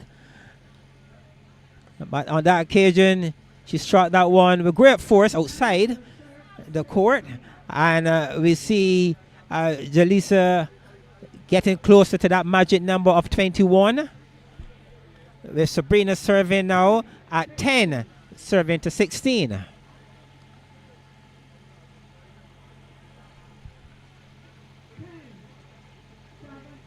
That was a good bounce serve to the backarm by Sabrina. Good effort, good thinking. But kudos to Jalesa in returning the ball. And her opponent really should have done better with that shot.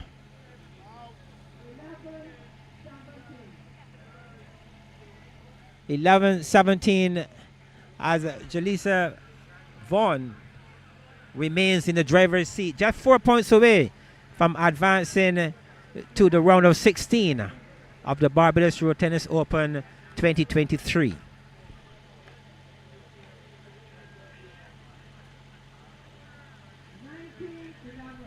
So we have a serve change as Jalesa was seeking to close on her serve.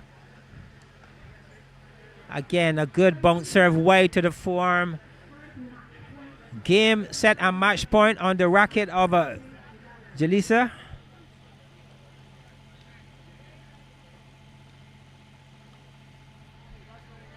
And it took a drop shot injection for Jalesa hold Vaughn to defeat her opponent here this evening in Sabrina Scott.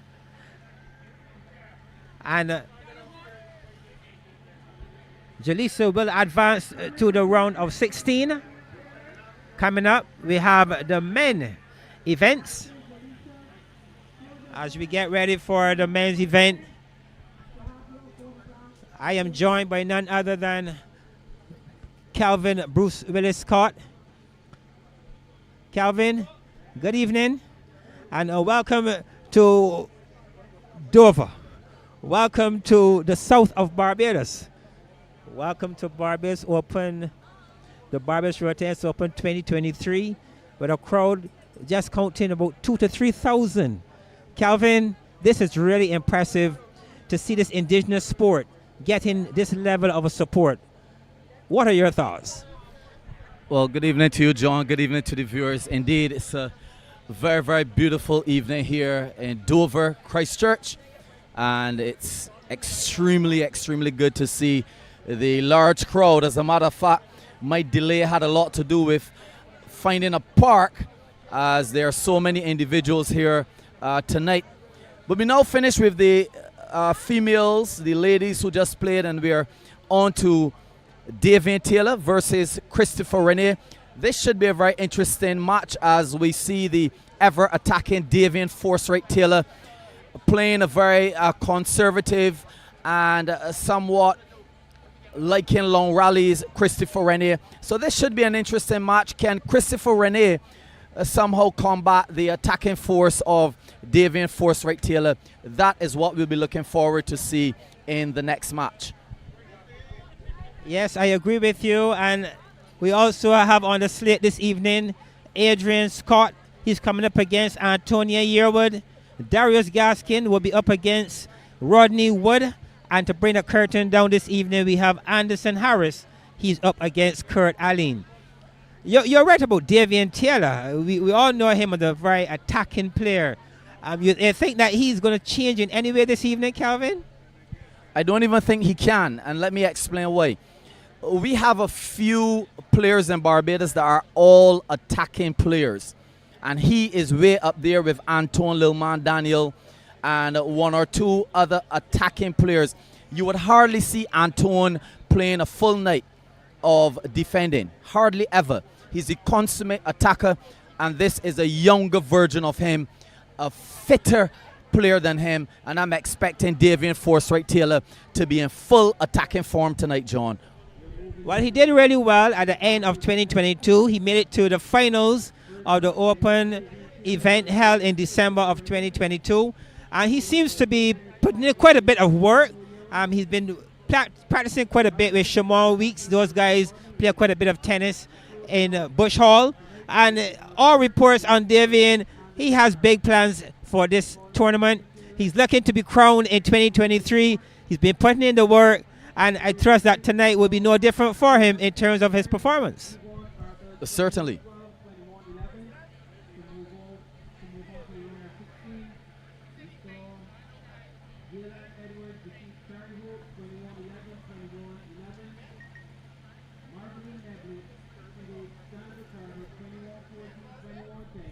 So as we congratulate again Jalesa Holder Vaughn, advancing to the round of 16, defeating Sabrina Scott 21-12, 21-11. We are getting ready for the start of the first men matchup this evening, with Davien Taylor coming up against Christopher Renee.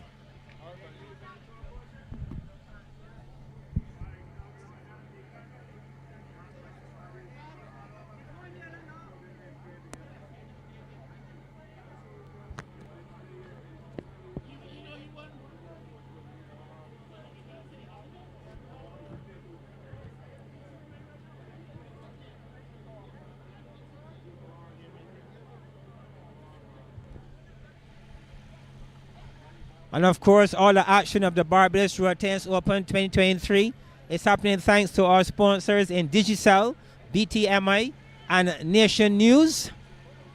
A lovely crowd on hand. Kelvin, you said you had difficulty with parking.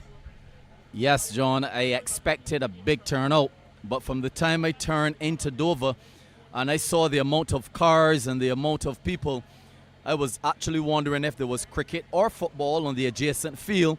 I could not believe that so many people turn out to our indigenous sport. And it really is an indication of the interest that we have been getting, not just locally, but all around the world as it relates to this beautiful exercise and sport called road tennis. This is indeed a satisfying night, John. Well, Calvin, you're just out of the USA, New York. You probably would have taken in some of that action there in New York, where we saw none other than national Rudy Gill being crowned champion. What are your thoughts before we get into this game about what's happening in New York as it relates to road tennis? Well, it's still a budding sport. We still have a lot of individuals from the diaspora playing the sport. As a matter of fact, only today, some of the individuals were playing in Brooklyn this morning, and some were playing in Queens. And John, if I'm to report on the tournament that just concluded last week, as you know, I came second to Rudy National Gill, but it was a beautiful day. It was lots of shots from myself, not that I'm boasting and bragging. I'm here next to no other than Mr. Watson. He thinks he's a shotster, but last week it was a beautiful game of road tennis as we did this in honor of Wayne Headley over there in New York, who is one of our organizers and players who fell ill recently. Okay, thank you, Calvin. So we're getting ready for the action in the middle, where for our viewers in all black, we have Christopher Renee. Christopher Renee, he's coming up against Davien Forsyth Taylor, and Davien is in the black top and the tracksuit bottom.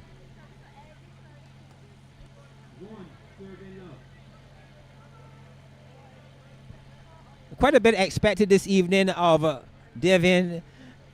Like you said, he's an entertaining type of player. And let's see what he has to show this evening. I remember, John, that he did not play in the 2022 Open. So a lot of individuals now are here to see his performance. What a beautiful passing shot to the back arm of Christopher Renee. Just an indication of some of the shots that you will be seeing tonight, John. Yes, I agree. Very well played on that occasion.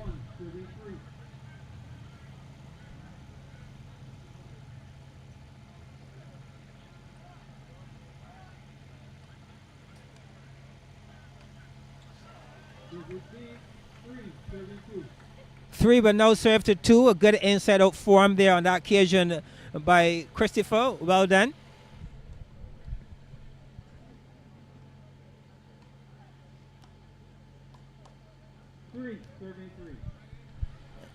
Calvin, you know how it goes when it comes to the floodlights, and players may be getting adjusted to some degree or a bit of nervous moments.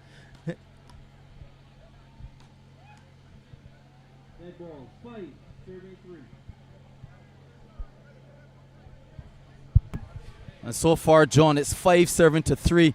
And our stats here showing that Davien has won 3 out of his 5 points from the powerful shot from his forearm. So as we mentioned before, he's an all-out attacking player. And we're going to see many more shots from this young Davien Forsyth Taylor. What I can tell you last year, John, is that I witnessed Davien training with Venom in the gymnasium prior to Venom's final. So that is the pedigree of player that we are here witnessing tonight in the black shirt and blue long pants. So it's now 4-7-8. Christopher Renee in all black serving to Davien Forsyth Taylor in the black shirt and blue pants.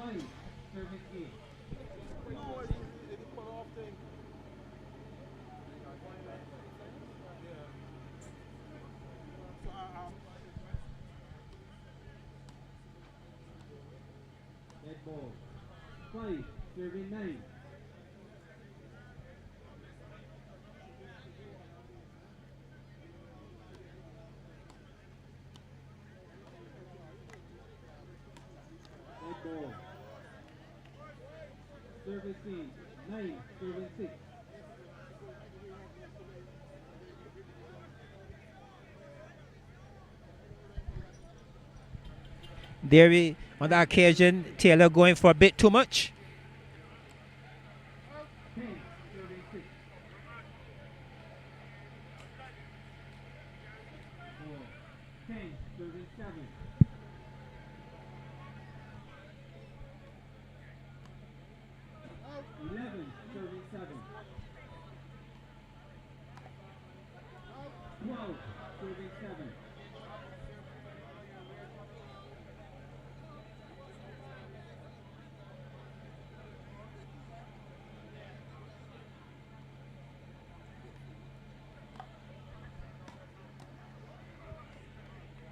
change. 7, serving 13. So it's 7 serving to 13 right now in the first game of the main section of tonight, the 2023 Barbados Road Tennis Open. And we are live from Dover in Christchurch. And my name is Kelvin Bruce Willis Scott. And next to me is my co-commentator, John Wick Chandler. And we're here amongst the organizers. And to my left is Mr. Watson of the Sports Council. A very good coach, a very decent man, and a half-decent road tennis player.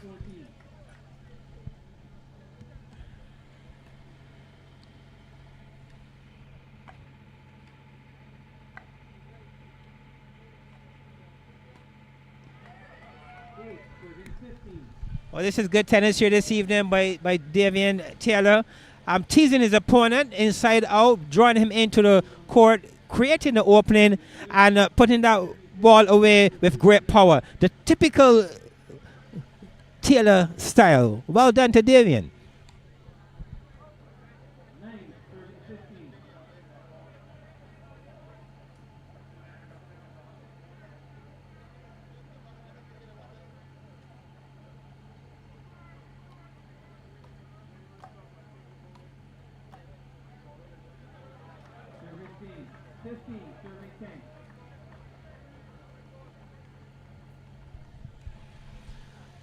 Well done by Christopher, staying in the game, staying relevant. 15 now serving to 10. But Taylor still very much in his driver's seat here, Kelvin. Definitely, and from all indications, from early in the game, we saw a relatively nervous-looking Renee. This is the second consecutive ball that he has hit outside after the serve from Davien Taylor. And perhaps he just needs to settle down a bit, at least qualify the serve, John, and give himself some opportunity to stay within the game and build some momentum for the second game. Beautiful passing shot, just dissecting the court and cutting a very acute angle and gaining that point, the likes of Antoine. Yes, I'm quite sure that Antoine Lomadan would appreciate that. It looks like one of his shots indeed, well played by Taylor.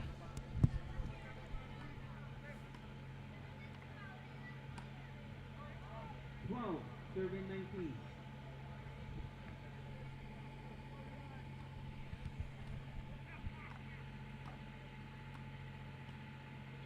13, serving 16.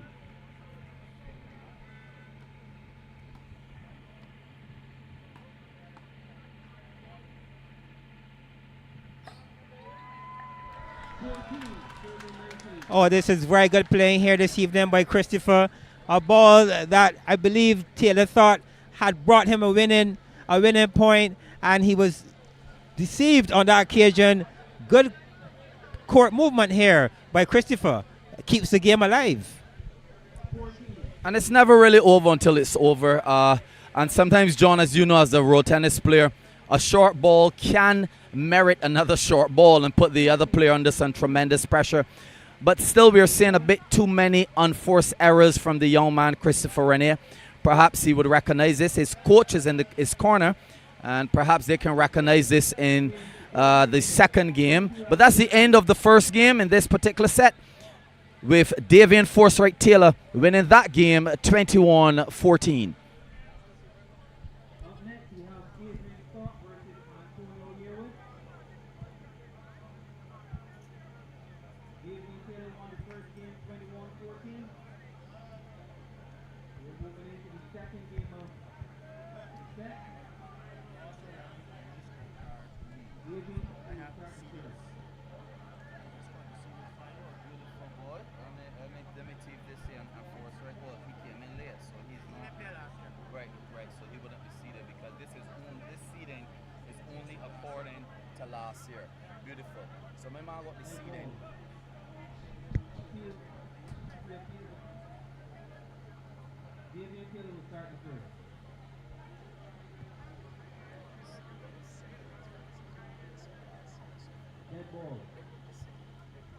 Love, serving love.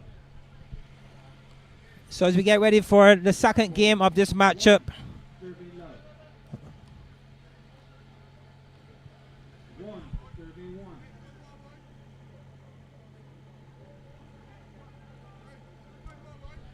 we saw Davien Taylor taking the first game at 21-14.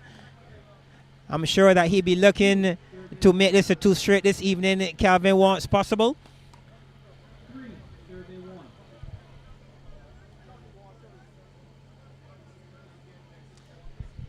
In the first game, we saw Davien Taylor serving at 66%. Well done. He would certainly need to maintain that percentage as he seeks to push this to a 2 straight this evening, Calvin. Well, that's very good, John. Some good stats as well. I also saw some areas where he has pretty much let down himself as an attacker.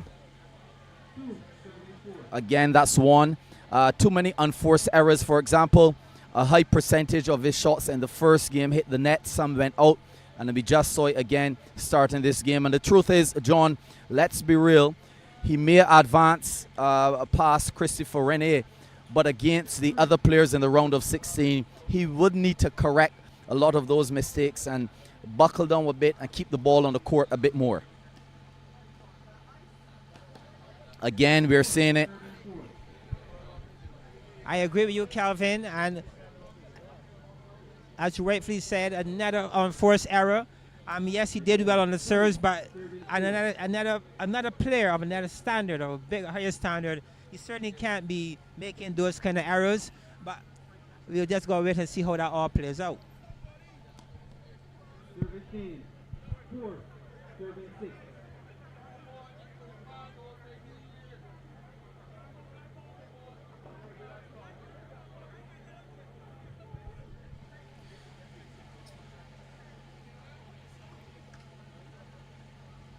So you would recognize, John, and perhaps the viewers at home, that it's now 4-7-6. So Davien Taylor, the winner of the first game, is now trailing by 1 point. It's now 5-7-6. And it's so interesting because based on these stats, he hit at least 4 balls into the net out of the 5 points that Christopher Renee presently have. So perhaps he needs to lower his body a bit, change up his body mechanics a bit in order to keep that ball over the net. And that's a beautiful one.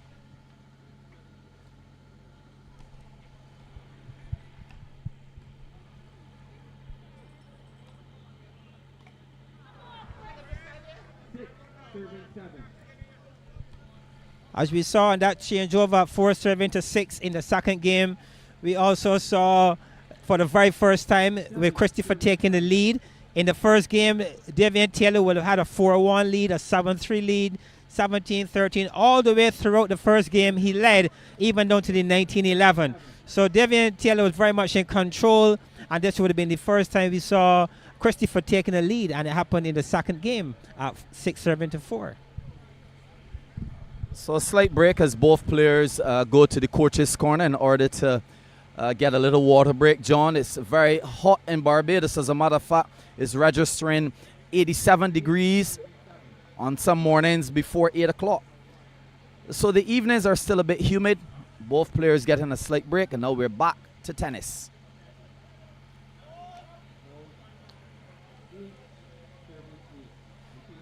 Eight serving to 8. The player appealed the ball, but it was in, which means he only has 2 appeals left. Remember that each player in road tennis has 3 appeals.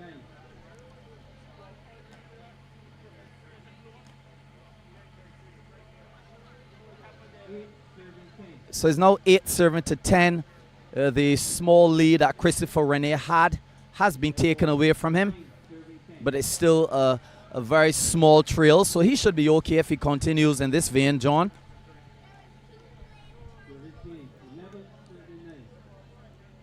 Agree. He's up against a top player in Taylor, so any lead really should be appreciated at this time. What is important that he needs to hold on to that lead if he can.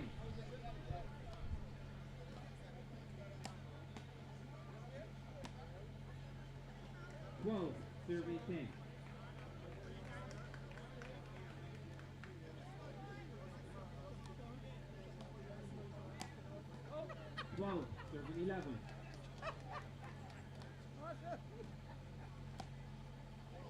Thirteen, serving 11.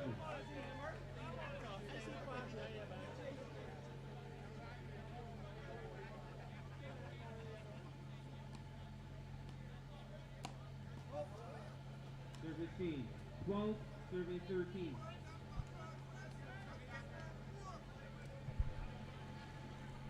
So now we are seeing for the first time Taylor taking the lead in this second game as Christopher will serve at 12, serving to 13. Calvin, the crowd continues to grow. We're into the first of the men matchup there this evening.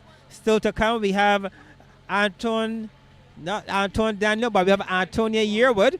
He'll be coming up against Adrian Scott. And I'm quite sure that quite a few road tennis fanatics and lovers of the sport, they're here to witness that battle as well. I'm telling you, John, that's going to be a crackerjack of a match. Remember, I said that we have the Antonia Yearwood, a.k.a. Smooth Skin Darky, against the ever-hitting Adrian Scott. That's going to be a good match. A very strong passing shot from Davien Taylor.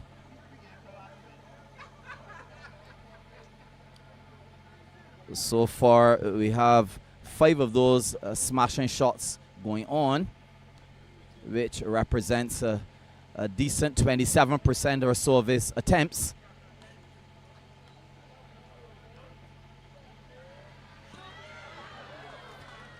And Christopher Renee almost getting on that ball again, but as the proverbial saying goes, can lightning strike twice in the same geographical location, John? But he almost did. Yes, a good effort there on that occasion by Christopher. 14 will serve to 15.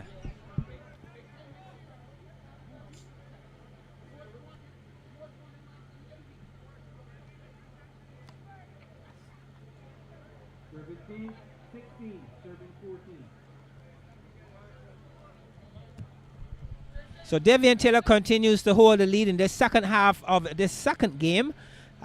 Good change around on his part. He has 5 serves, and let's see what he does with these 5 serves. Would he be looking to close the game and give his opponent an opportunity to close the gap? Let's wait and see what happens here, Calvin. 16, serving 15. And so far, Davien has lost 6 points from the forearm, and that makes 7. And as we mentioned before, he would need to buckle down, but he's an all-out attacker, so you would expect him to lose some of the shots from the forearm, but the percentage is a bit too high right now. Again.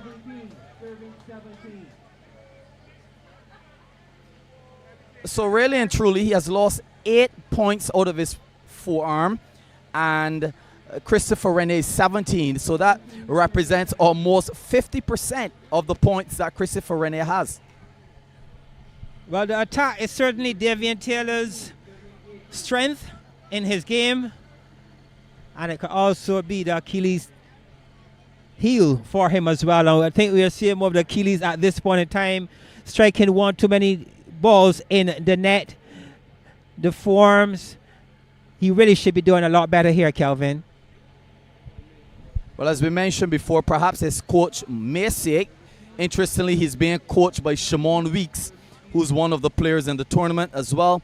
But perhaps he would be able to point out to him that he's standing a bit too high in some of these shots. He needs to adjust his body a bit more in order to get the ball over the net.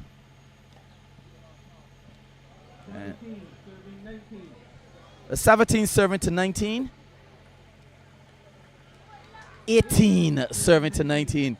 This game is getting quite close and interesting, John.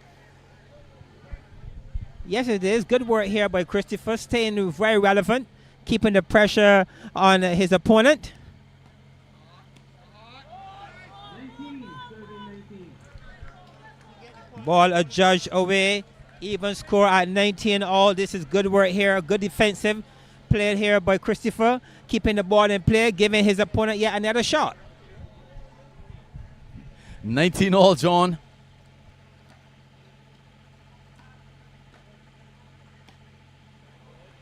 Wow, that's a beautiful shot from Davien, force right Taylor. And now it's 19 serving to 20. If Davien wins this point, that's a set for him after winning the first game 21-14. And that's it. There you have it. Davien, force right Taylor, advancing to the round of 16 after winning the first game 21-14 and this game 21-19 against Christopher Renee. Yes, well done here by Taylor. I'm sure that on reflection he may question his performance here this evening, but he's over the line. He will certainly advance to the round of 16, and he can certainly keep hope alive as he looks forward to advancing this Barbados Road Tennis Open 2023, sponsored by Digicel, BTMI, and Nation News. Coming up, we'll witness the matchup between Adrain Scott. He's coming up now against Antonia Yearwood.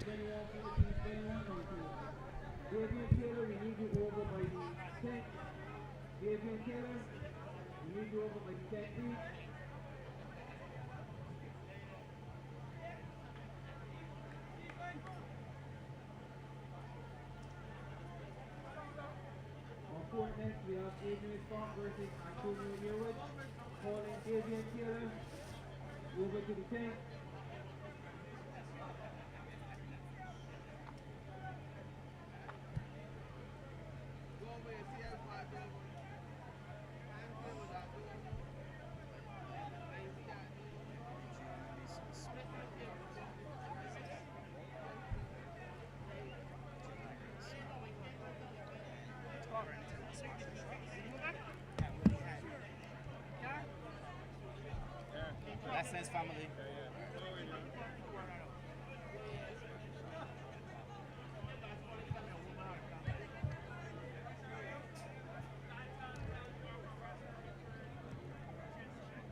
Davien Taylor, we need you at the official tank. Davien Taylor, we need you at the official tank. They're right, that's the sport. You can't play the sport. You're very good at this tournament. You can't even play it till you win school. I've been here in Rotterdam. I've been here in Rotterdam. Ask him. Come on. What we call it? Mash it up. Let's rip me apart. I just beat the ball really done.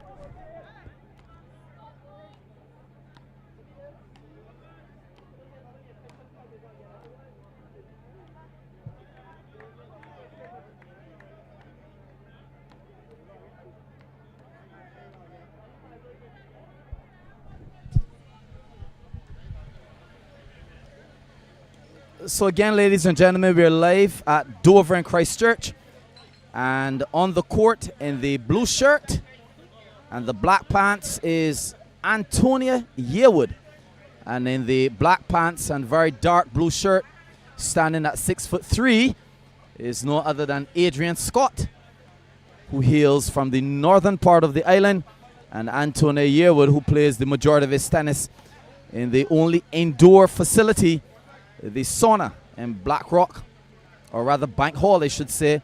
And this should be a very interesting matchup, as we said earlier. Adrain Scott is actually seeded as number 5 based on last year's tournament. Antonia Yearwood didn't play, so he's not seeded. But this should be a very interesting matchup with both players doing a lot of advancing in many of the B-class tournaments, John, in Barbados over the years and winning a few of them. So this should be a very interesting tennis. They're both now rated as A-class players amongst the fans, but there's no special rating for them in the A-class categories yet. But this should be a very even matchup based on the performances of both players over the years. Well, Kevin, you're correct with both players being champions of the B-class. We saw just a couple of years ago Antonia Yearwood being crowned champion in Bush Hall in the B-class. And we also saw in recent times last year Calvin Scott being crowned champion of a B-class competition in Adrain Scott being crowned champion of the sauna tournament. Adrain Scott is known as an attacker. He's known for his all-out attack for the most part. He can also defend.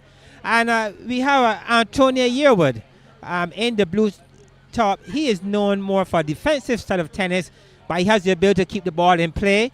And I'm quite sure this evening we're going to see quite a bit of rallies here this evening, Calvin, by both these players. They have the ability to keep the ball on the court, and when the opportunity is given, we're going to see some power tennis as well.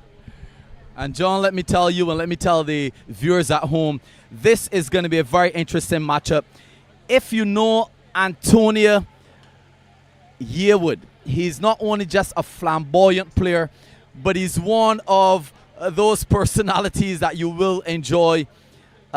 He's very energetic, he's very stylish, and of course he will be quite enigmatic in understanding his game, but a very, very decent player he is. Adrian Scott can be an all-out attacker when he's ready, and I'm quite sure we're going to see some shots here tonight, John. The two have played against each other on a number of occasions. I believe at this time Adrian Scott is in the lead. He would have defeated him in the last two matchups. And let's see if tonight Adrian Scott can maintain, or will we see the change in as Antonia Yearwood seeks to say a special hello in a big event. But Adrian Scott is our number 1 seed, and let's see how it goes. He's the number 5 seed, sorry. Let's see how it goes. Yes, and the truth is, John, to be ranked number 5 out of 120 players last year, that's a very good ranking. And we will see how he fares against Antonia Yearwood tonight. So it's love serving to love. Antonia Yearwood with the first serve of the game. And the second male matchup of the night. 1 serving left. 2 serving.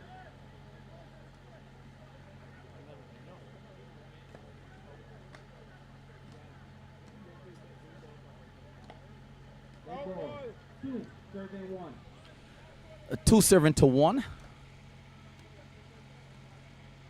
We're live in Dover, the southern part of Barbados, and it's quite interesting because we are actually on the hotel front, just below the pastor here in Dover, and we have several tourists who have been joining us and walking through, seeing that this event hosted by the National Sports Council is absolutely free, and it's close to the tourist action. So we have some tourists who have walked by and look at our indigenous sport, no doubt enjoying the intricacies of such a beautiful sport. A controversial point.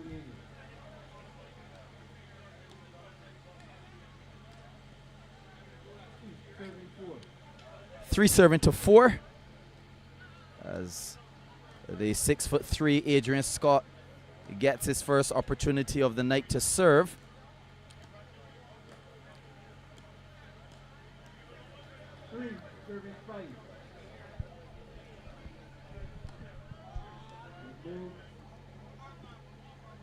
Well, we saw a good start here by Yearwood. His first 3 serves, serving very light to the backarm of his opponent, and giving him, paying some dividends for him. Then he changed the last 2 with a bit more power. So let's see if he's going to use a bit more of those light serves this evening, Calvin.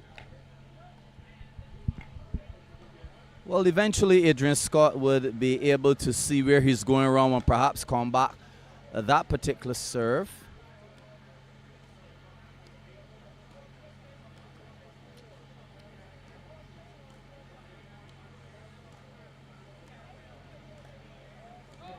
A 26 ball rally.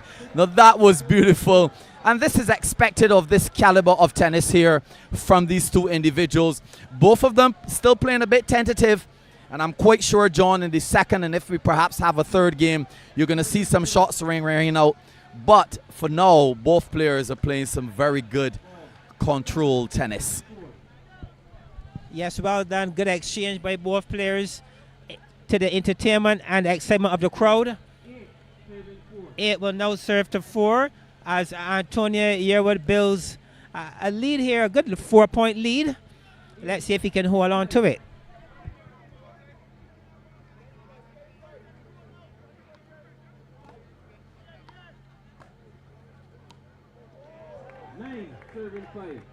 What a cross-court shot, John. Beautiful. He built it up and then he executed it. Beautiful shot there from Antonio Yearwood. Yes, good change of pace there on that occasion. As you said, built it up brilliantly and excellent execution in the end. Yearwood looks good this evening.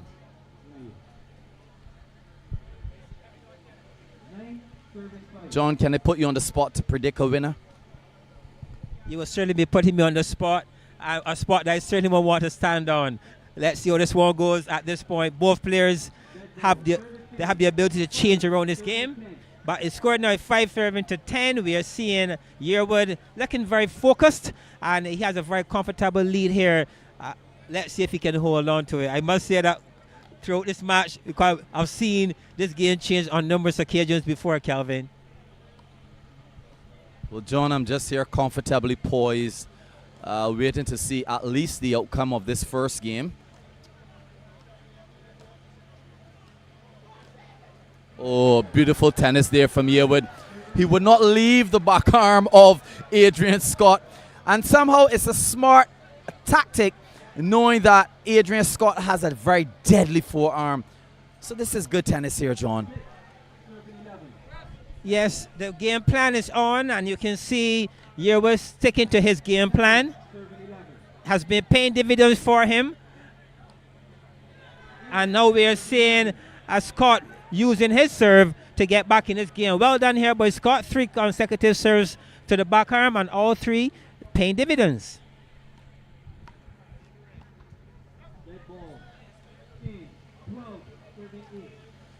So 12-8 now in the first game between these two individuals. In the blue shirt is Antonio Yearwood, and in the all black is no other than Adrian Scott, who is seeded number 5. Special good night to Ricky Bodydock Hoyt, one of our Hawkeye adjudicators of the game. Has been around tennis for a very long time and keeping it as professionally as possible.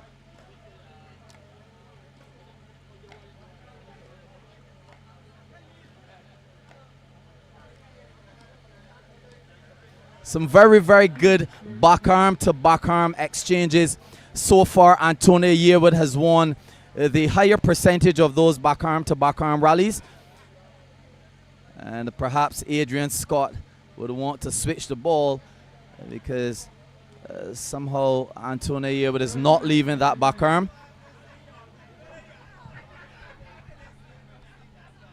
Good playing here by both players. Scored line of a 4-point difference. 14 now will serve to 9. And we again, I must say that we have seen a very focused Yearwood this evening. He's sticking to his game plan and it's paying dividends so far.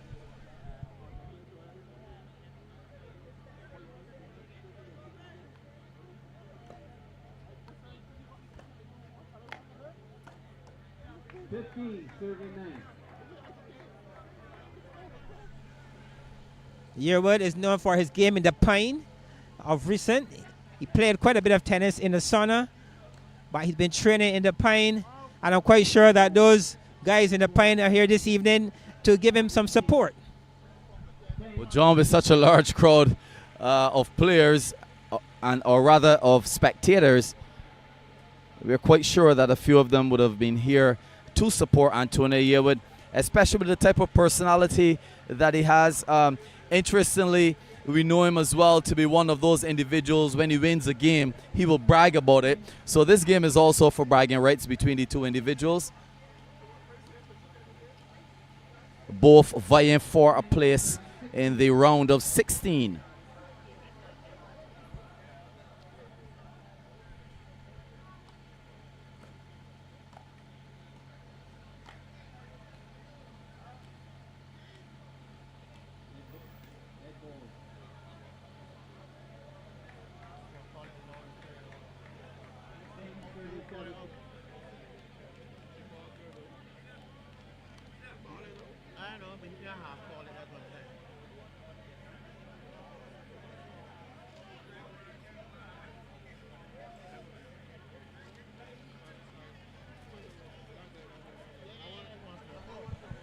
Seems to be a little controversy over that particular point, and the cheer individual is calling his lines person to somehow sort out that point.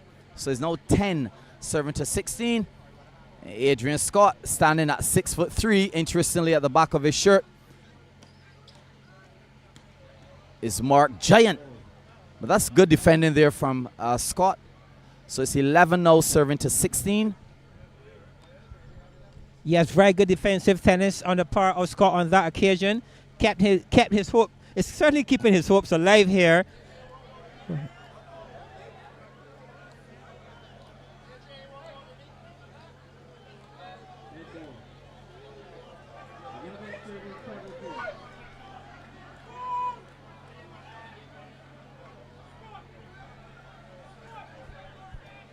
A score of 11 serving now to 17. Pressure here being applied to the players in the middle. 11 serving to 17. The crowd certainly getting involved as always. And we say a good evening and welcome to our viewers wherever you are around the world, taking in this indigenous sport of road tennis. We're into the round of 32 of the Barbados Road Tennis Open 2023.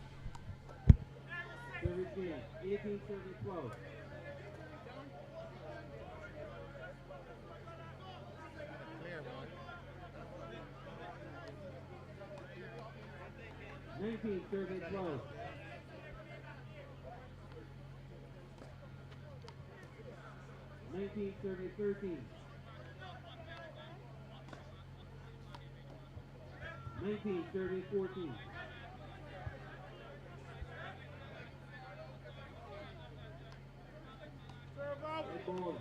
19-15.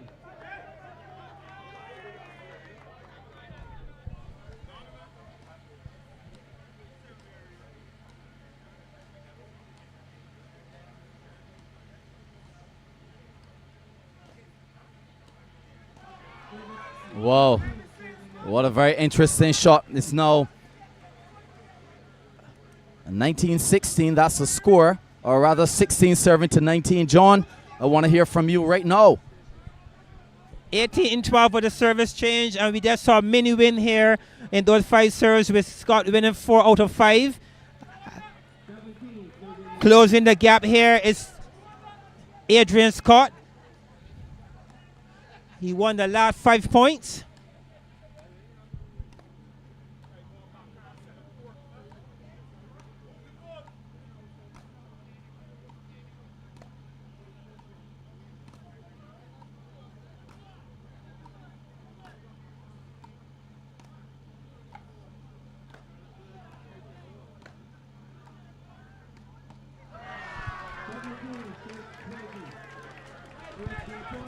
What an exchange here, Calvin, by both players. Enthralling, entertaining for the spectators here this evening with the quality of tennis. And we're only in the round of 32, Calvin. Well, as I mentioned before, John, this game was expected to be a crackerjack with both players always playing a very good and consistent game of tennis.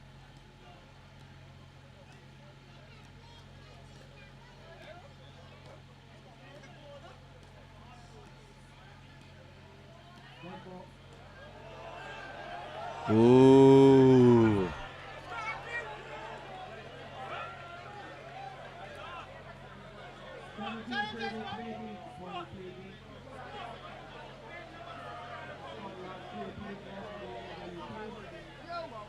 So what you just witnessed there is a ball that was actually hit to the backcourt. The official called the ball out, but the lines personnel responsible for that particular line called it in. So in road tennis, we call that a half or play over. So that particular point would be squashed and played over. And Tony Yearwood was now about to walk to the other side of the court in celebration of what he thought was his first victory. But he has to wait a bit longer, John. Yes, 17 will now serve to 20.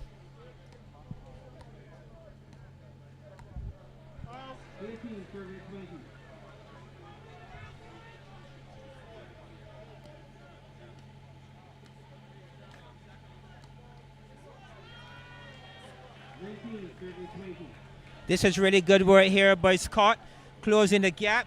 Recall that he was down 12-18, and he's very much back in this game. 1 point away from juicing this game, Calvin.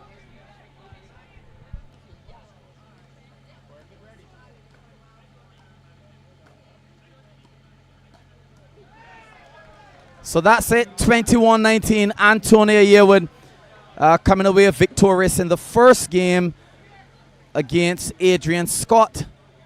And Antonio Yearwood being very vocal tonight as it relates to that particular controversial point, coming on to the ending of the game. And his coach is calling him, advising him to cool down his temper and regain some focus. So there you have it. Antonio Yearwood coming away victorious 21-19 over Adrian Scott.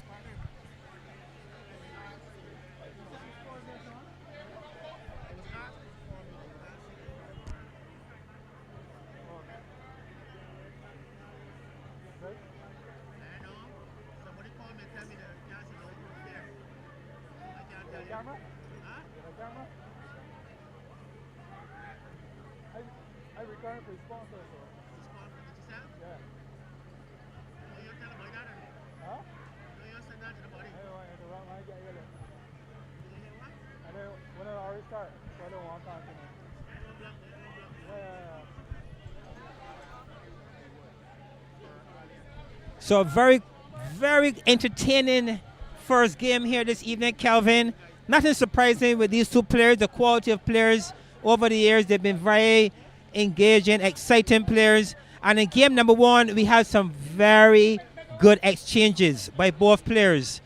In the end, Antonio Yearwood, he was able to get over the line with a score of 21-19. In the first game, Antonio Yearwood won 60% of his serves. He was leading throughout the entire game. To a point, he was leading at 7-18, serving to 12. And kudos goes to Scott in closing that gap, winning some 4 out of 5 serves on that occasion. A score of 16-19, applying some pressure in the end, and he certainly was able to give the crowd and kept them very much involved. Nonetheless, we have Yearwood winning 21-19. Well, John, as anticipated, it would have been a close game. So 21-19 definitely represents a close game. And no doubt this particular game would be a very enthralling game as well between these two individuals, rated by many as A-class players, with Adrian Scott being rated as number 5 based on last year's tournament. That's his seeding.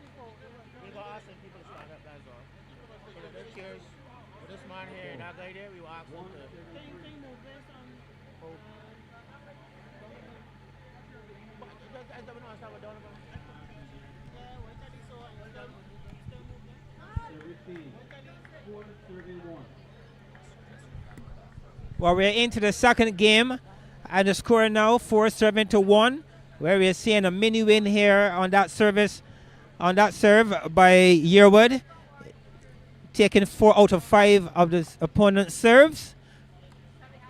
So this is a good start for Yearwood for game number 2.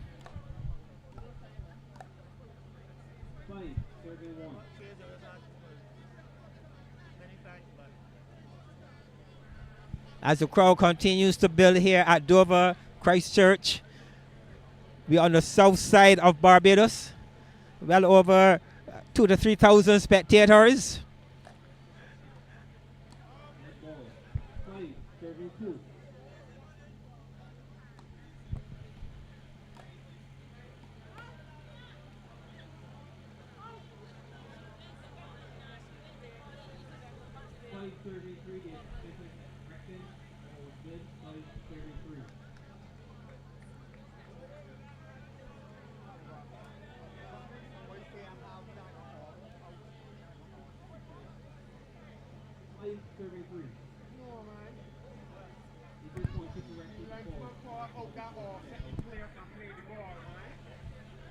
So Calvin, we seem to have another official break, getting some clarification as Yearwood questions that particular point.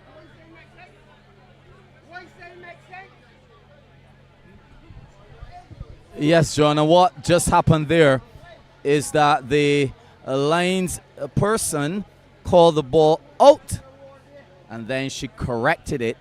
But what Antonia is challenging is that her out pretty much impeded him, and he actually stopped from playing because of her shout.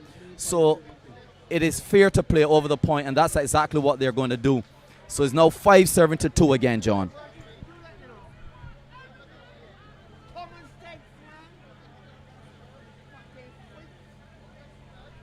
So 5 will serve to 2.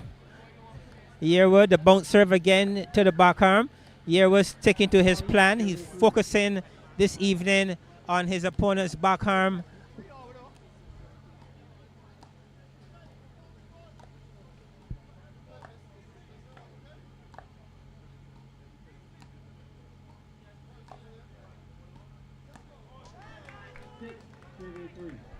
Very good exchange by both players.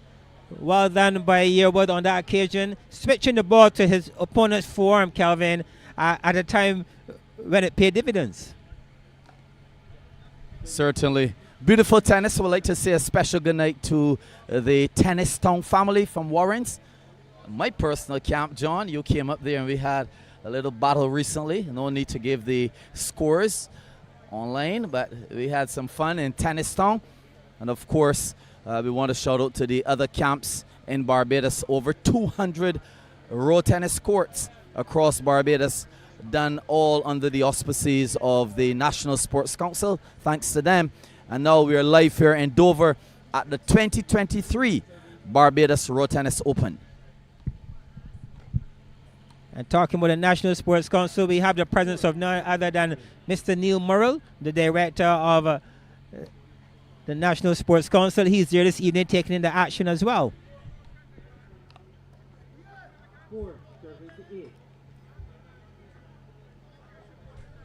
And somehow Adrian Scott has lost quite a few balls in his back arm so far in this particular game.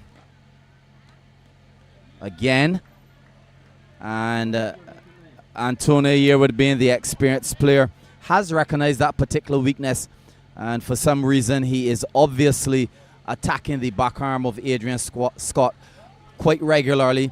Now, Adrian just did something extremely interesting by switching his body to play what would traditionally be a back arm shot. He played it with his forearm, and that ball is called out by the chair umpire.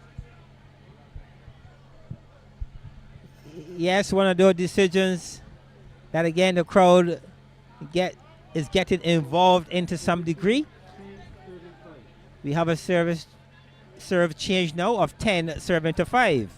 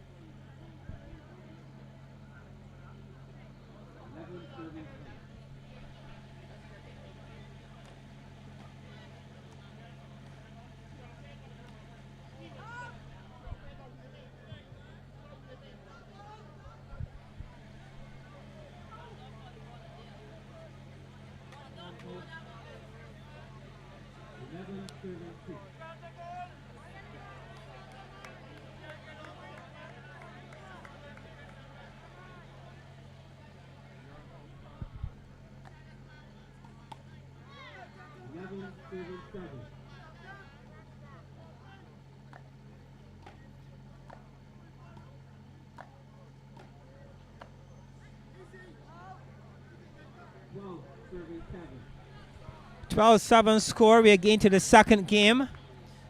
We saw Antonio Yearwood winning the first game at 21-19. He will certainly be looking to make this 2 straight this evening. I'm quite sure that Adrain Scott will be seeking to push this into game number 3 once possible. And John, I'll tell you that Adrain Scott continues to hit the ball quite nicely here tonight, but Antonio Yearwood seemed to have the antidote for all of those shots. He's bringing on a lot of the shots from Scott and actually making Scott to play a bit more reserve than he usually plays. And that's my observation.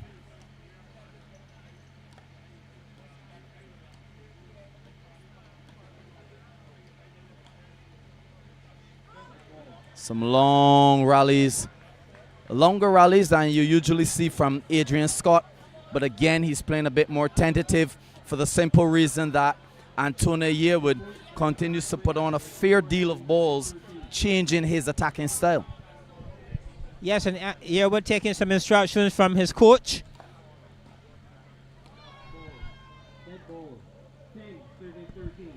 Yearwood still pretty much in the driver's seat here this evening.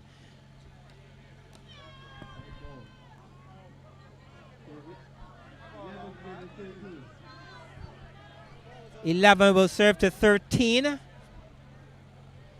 As we welcome our viewers.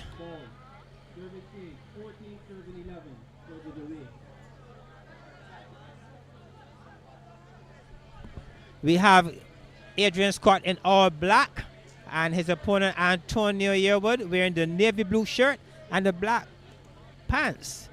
We have a towel break. Kelvin, some very exciting tennis so far. I guess it's getting the crowds, it's getting quite a bit of attention on and off the court. And John, I'll be honest with you, I'm not sure if the excitement from this game is coming from the tennis itself or the involvement of the crowd in some very controversial calls here tonight. But that's all part of the game. Some calls from the chair umpire will be challenged by the players, and that's okay.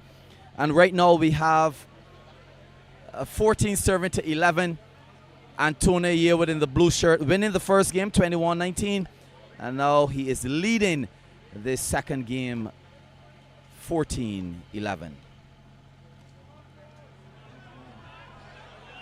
Again, the crowd here at Dover and Christchurch being quite engaged in that particular call.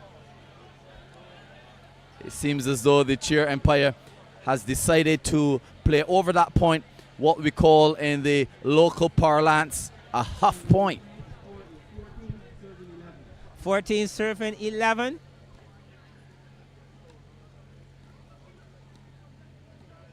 Quite a few half points in this particular matchup.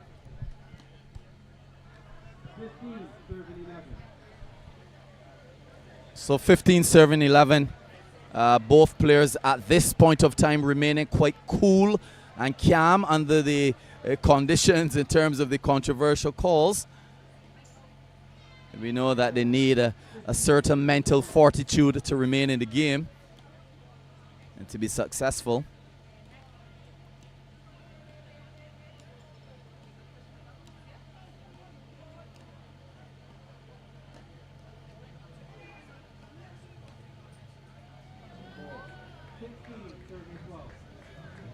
$16 now serving to 12. John, a healthy 4-point lead as we are closer to the end of this second game. And if Antonio Yearwood should win it, he would then advance to the round of 16. We're seeing a repeat play here by Scott, and it really hasn't really affected his opponent in the end. He's playing the backhand, but he's playing the ball pretty much straight and keeping it down the line. And Yearwood is up to the task most of the times. So it's important that if Scott is going to get back or make something happen in this second game, he needs to move the ball. He probably needs to cut the lanes a bit more, but he's just playing the ball pretty much through a pipeline here right now at this point, and Yearwood is getting more and more comfortable with that type of ball. And this often happens, John, where one player adapts and sometimes is carried away by the playing style of the other player, and we're seeing that happening here where Adrain Scott has come away from his attacking game and is now playing a more defensive type of long rally, and he's losing many points as a result of that. Well, we are seeing Yearwood in ascending position here now. He's really looking more and more as if he's going to close this in a 2 straight. The body language of Scott is really not where it needs to be at this stage if he's going to push a fight back here. But he needs to try something different, Calvin. And what he's been serving up so far hasn't worked.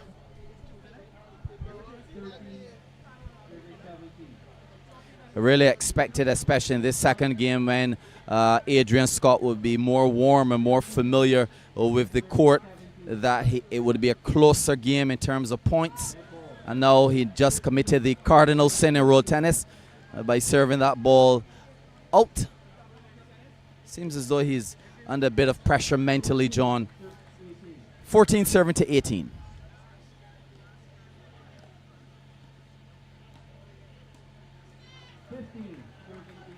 $15 serving to 18. Apparently heard me, and now it's a closer game. He's just trailing by 3 points. Your prediction, John? Well, in the first game, he was down 12-18, and he was able to get back in the first game. Let's see at 13-17 score if it's possible to repeat. But on this occasion, his body language is saying something different.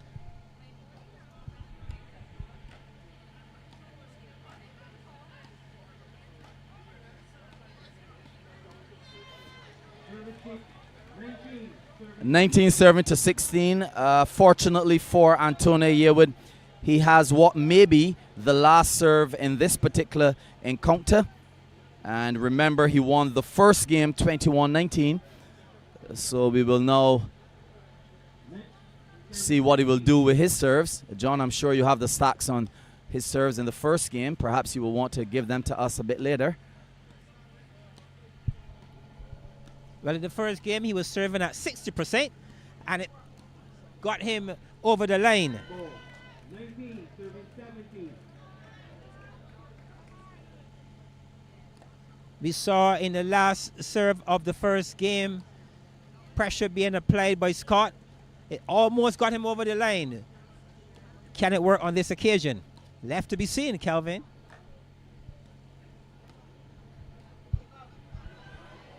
And Scott now beginning to play his traditional, energetic, attacking style.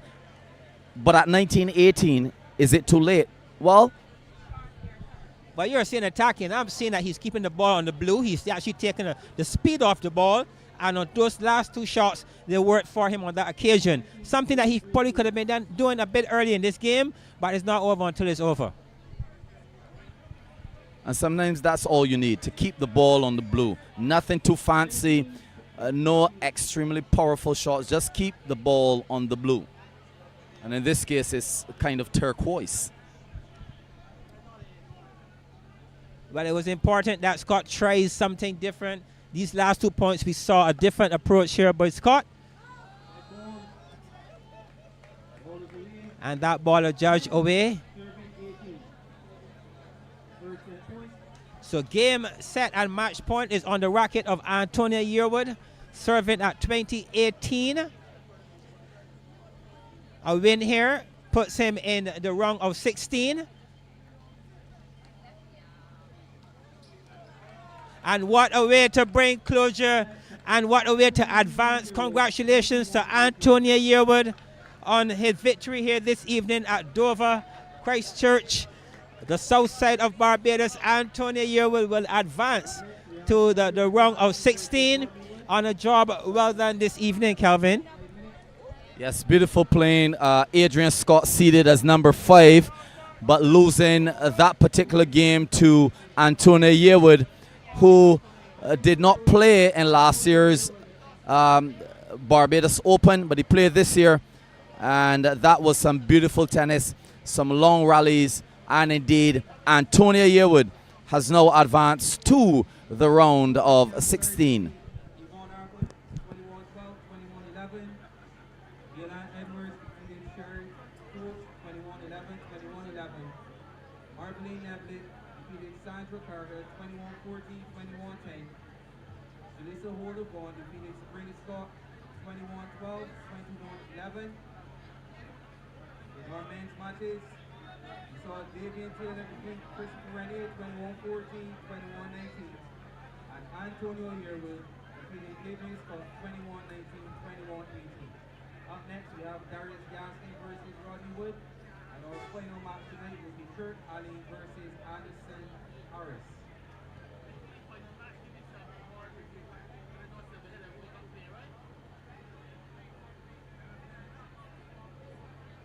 Tomorrow at Silver Hills, Sunday, September 17th, starting at 6 p.m. sharp, we have Tanisha Flack versus Shadi Holder, Rachel Smith versus Juliet Williams, Marvalene Blunt versus Doreen Ward. We have three ladies matches tomorrow.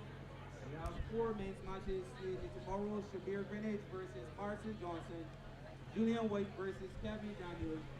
So Kevin, so once again, as we congratulate Antonio Yearwood on winning here this evening, defeating his opponent in Adrain Scott 21-19, 21-18.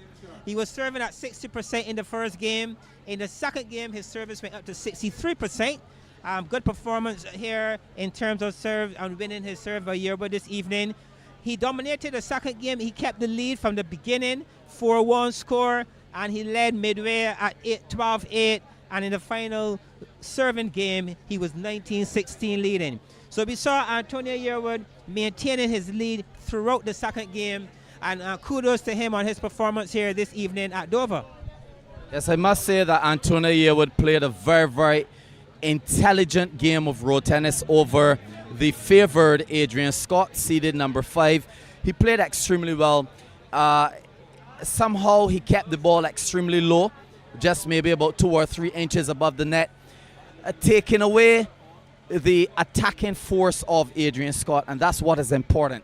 Keeping the ball on the blue, not giving the opponent the opportunity to attack, and it was some good educated tennis that afforded him the opportunity to now advance to the round of 16. Special good night again to my Tennis Town crew, some of the analysts there in Tennis Town giving their take on the game. And one such person said that the giant Adrain Scott was somehow defeated, just like the biblical character of David and Goliath. But now we're going to have another giant on the court, playing Darius Baracus. Gaskin, this should be a very interesting encounter as well. John?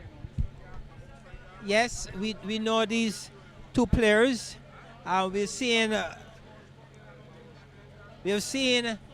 Baracus, Darius Baracus, Gaskin in the 2022 competition. He lost in that event to Mark Griffith in the round of 16.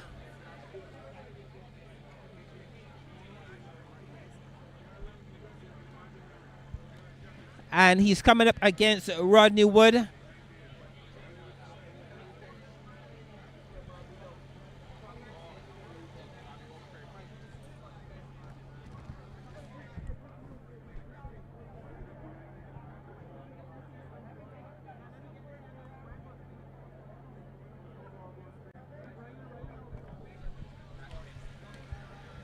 So to our viewers, wherever you are, let me say a special good evening to all the Charleston crew taking in the road tennis. I'm quite sure that Pinky and her family, they're taking in this game. I have to say a special good evening to the crew from the Garrison historic area. Say a good evening to Jackie and her team. I'm quite sure that some of those tennis players from the Garrison historic facility, they are here this evening as well. We have the camp representations of persons from the sauna camp in St. Michael Bush Hall, the home or the mega of road tennis. I'm quite sure a number of those players at that location, they're here this evening. A bit earlier, we saw Gail Ann Edwards taking part in the ladies event. And I'm sure a number of supporters from Bush Hall were here to witness her game and still around to take in some of the action as well. We say a special good evening to the members of the Elite Road Tennis Academy over by the BCC Car Park, and Frankie and his team on keeping the level of road tennis and the quality of the club presence going. Let me say good evening to Frankie. And of course, we have right here in Dover players such as David Arundel, Lynn Arundel, Brandon Arundel, Anthony Ayers Mitchell, some of the guys who play quite a bit of tennis here. We say good evening to Charlie Chase, a national footballer. He also plays road tennis here at Dover. So we welcome you all to the south side of Barbados as the Barbados Road Tennis Open 2023, and we are into the round of 32.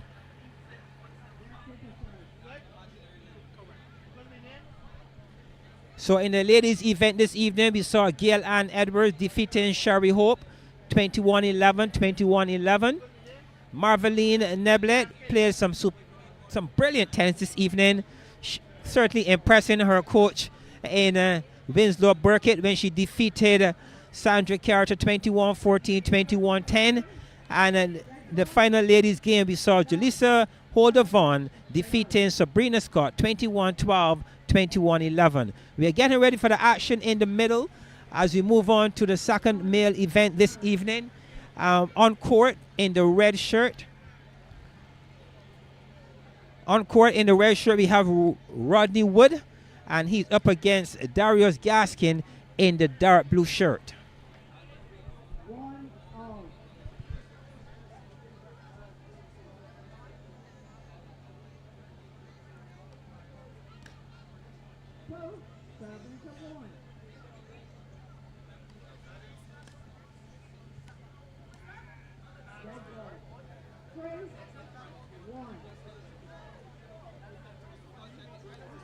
Darius Gaskin is known for his attacking style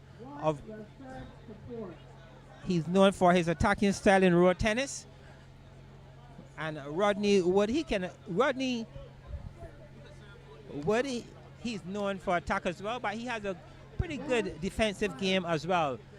Rodney Wood has a table tennis background, and here he is showing that he can mix the two and doing really well in this indigenous sport of road tennis. He's in the round of 32, looking to book a place in the round of 16.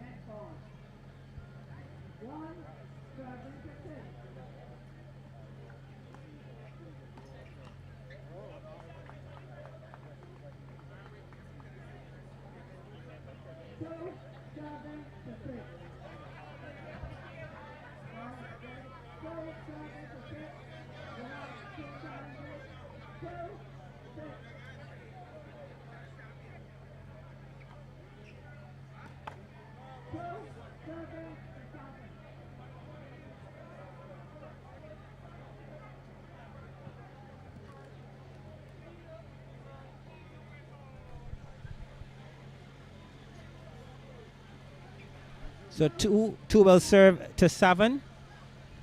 Again, Rodney Wood in the red shirt coming up against Darius Gaskin in the navy blue shirt.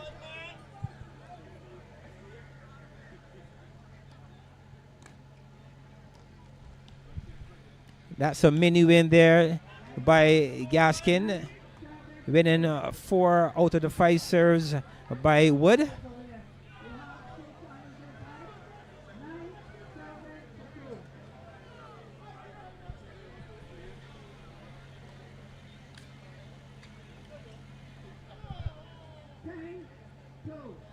Again, Gaskin known for his attacking style.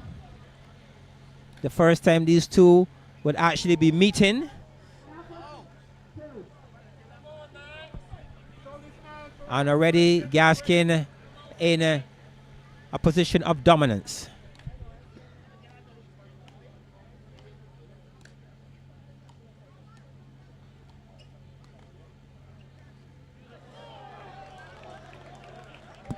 And that's a shot of a touch of class on the occasion by Gaskin, showing that he has it all.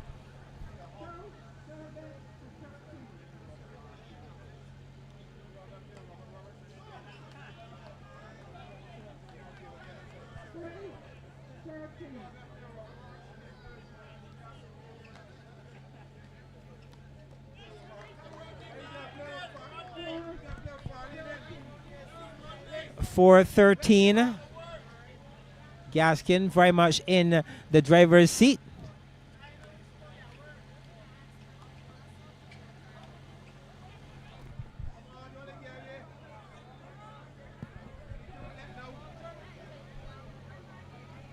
Very good crowd on the hand here at Dover to take in this round of 32 of the Barbados Road Tennis Open 2023. Gaskin looking to book his place in the round of 16.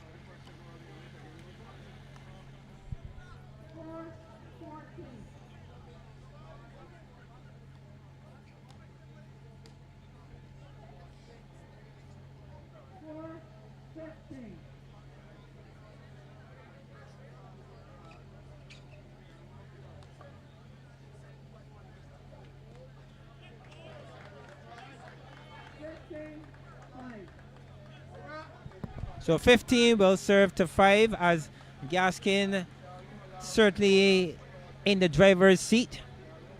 Question being asked, will Wood escape the sow? In road tennis, it's called a sow when the player is unable to get 10 points within a game.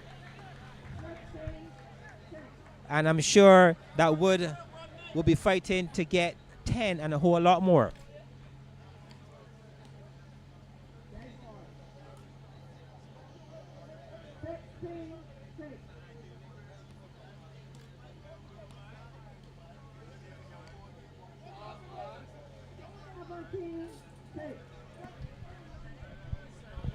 Gaskin looking very comfortable here this evening, covering the court really well, getting into position, showing that he's not only an attacker, but he has the ability to take the weight off the ball as well. On that occasion, he was a power forearm.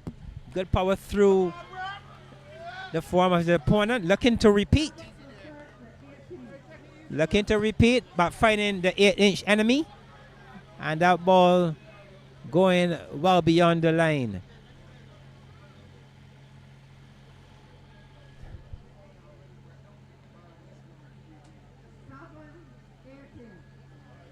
Seven serving to 18. Wood looking to get out of this sow,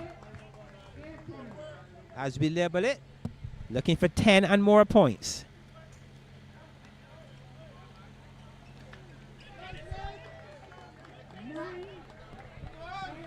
That was well played there on the occasion by Wood, moving the ball, taking the pace off as well, and picking his angle to perfection. 9-18.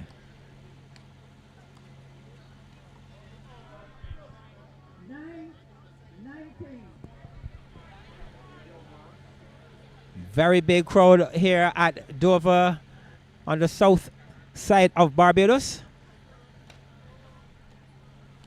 Taking in all the action of the Barbados Road Tennis Open 2023, sponsored by Digicel, BTMI, and Nation News.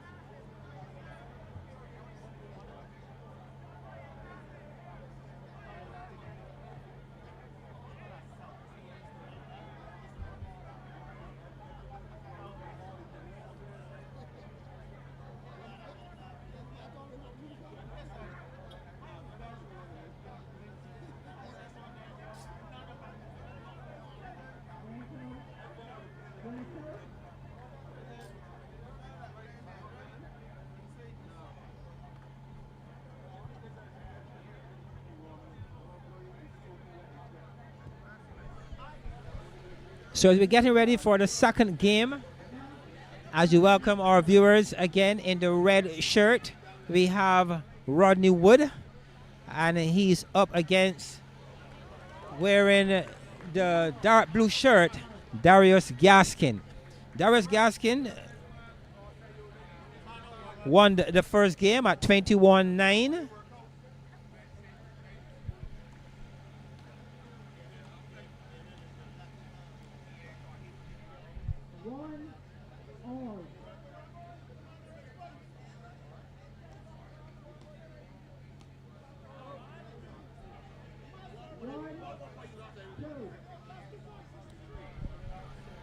In the first game, we saw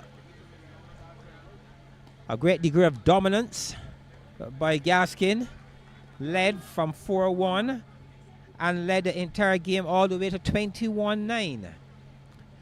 In the first game, Gaskin was serving at some 80% in the first game. So he's really off to a good start here at Dover, looking to book his place in the round of 16.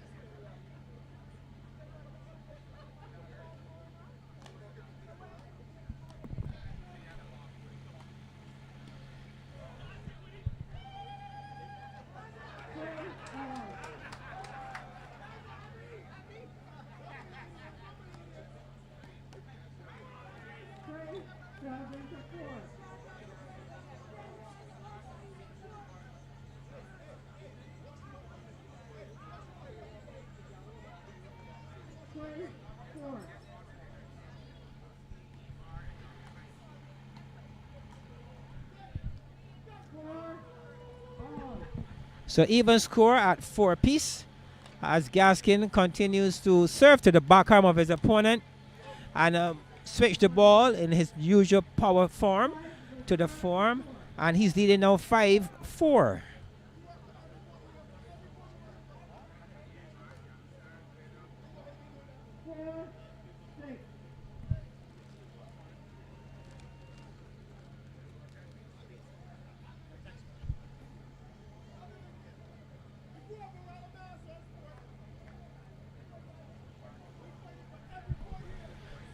Some 29 degrees on the outside. Players had just took a towel break, and Wood serving at 4-6.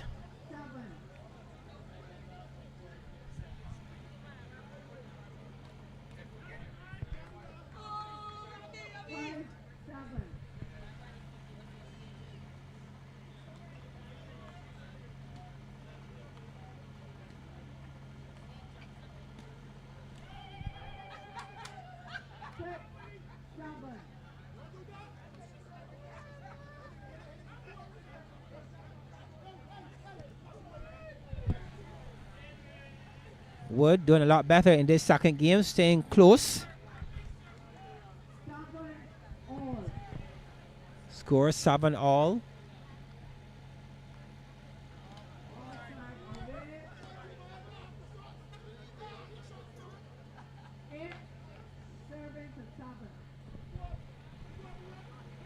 Wood taking some instructions from his coach in the chair. We have Abby Clark. Abby Clark, the father of some young talents in road tennis, the father of Zari Clark and Swavia Clark.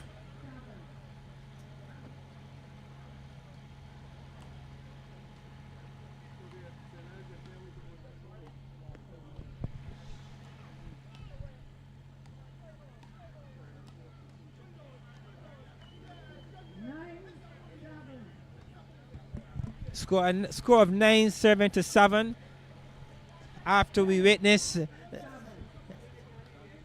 Gaskin taking the first game at 21-9, serving at some 80% in the first game. As you welcome back Calvin Bruce Willis Scott. Calvin, welcome back, and we're into the second game. Not the kind of energy and excitement we saw with Yearwood and Adrain Scott, but here we are seeing Wood giving it his best here this evening but it's really a pretty big task coming up against Darius Gaskin in this kind of form. Well, yes, John, some fair exchanges in the first game, but the table tennis style of Wood really and truly could not meet the smashing arms of Darius Baracus Gaskin, losing that game to what we call in road tennis a sow under the score of 10. And many individuals in the crowd where he was were saying that they prefer double sow because Darius Gaskin is good enough and they want to see some action here tonight.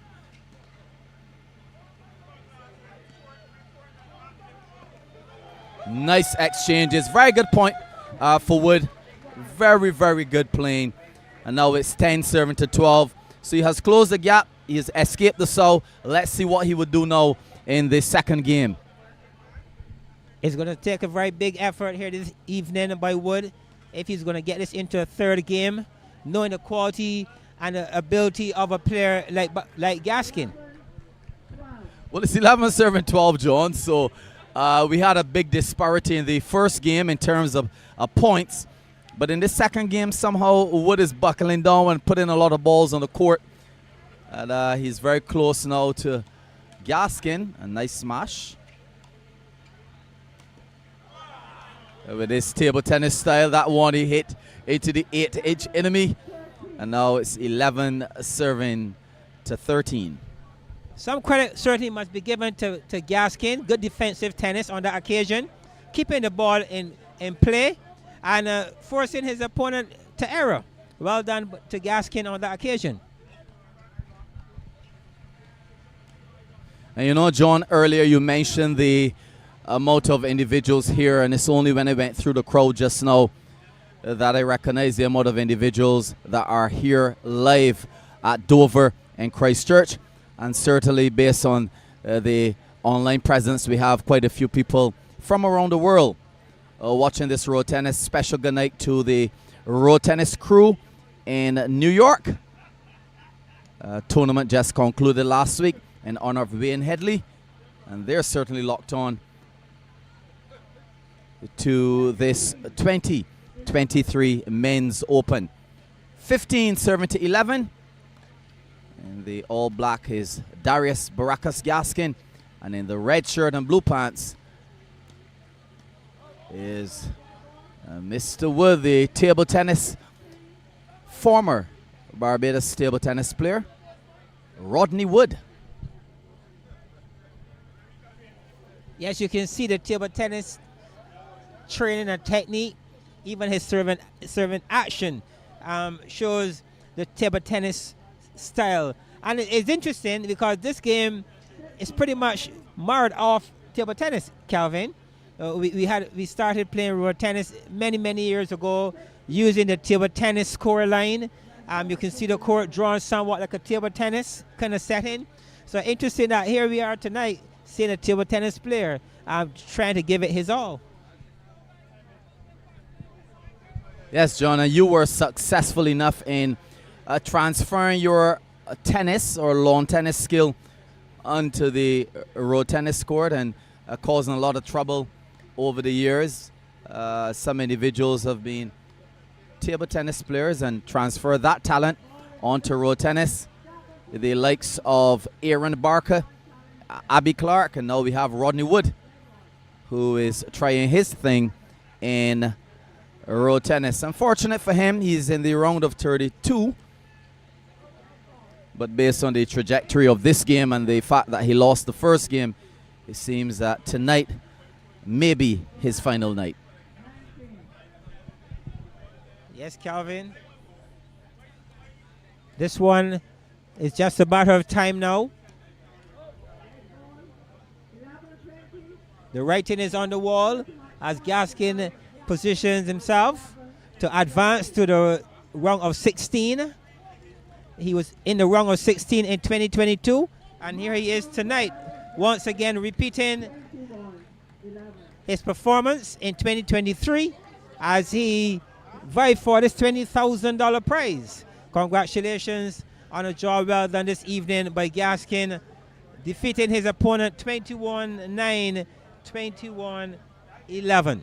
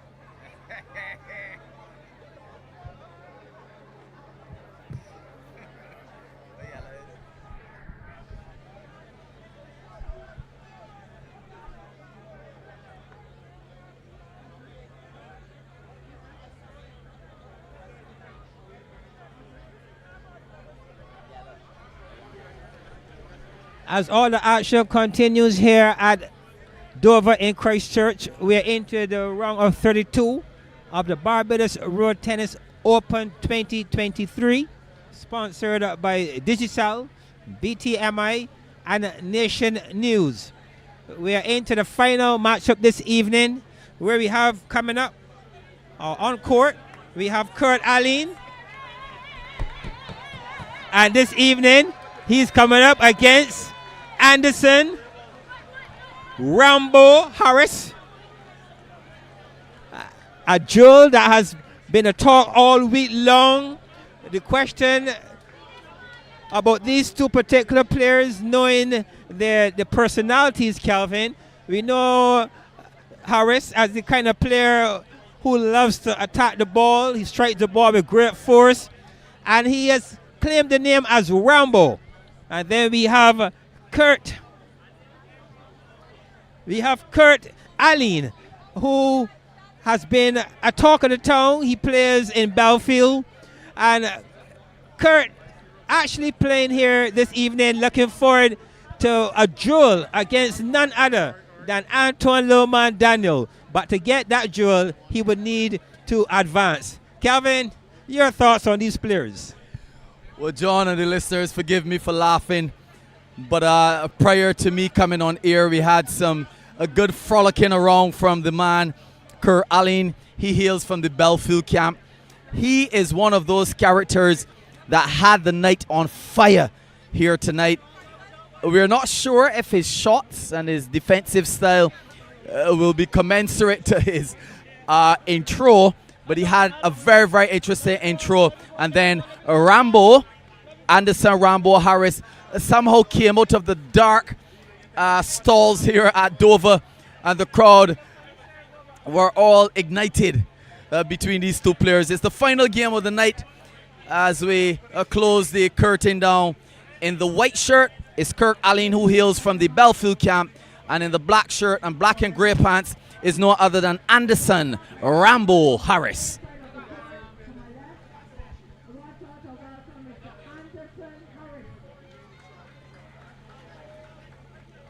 Calvin, we had a number of matchups all night, but no matchup like this one.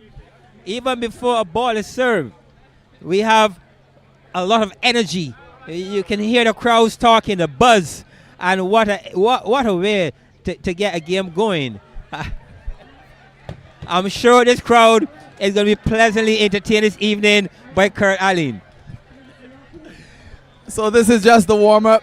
Kirk Alleyne just hit a shot past Anderson Rambo Harris, and the crowd goes well even before the game has started.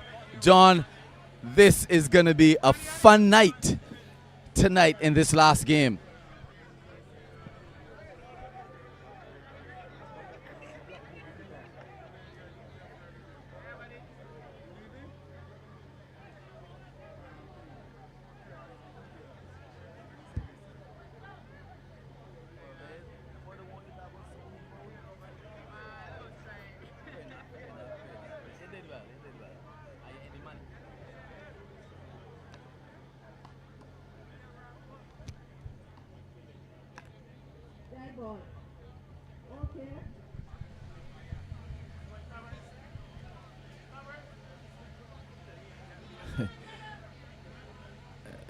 We can hear some shouts from the crowd telling Anderson Rambo Yella Harris to beat his opponent and Kirk Alleyne. But a large Belfield crowd here tonight, hailing for the man, Kirk Alleyne. He's a character, and he has the first serve of the night. John, it's Kirk Alleyne versus Anderson Rambo Harris.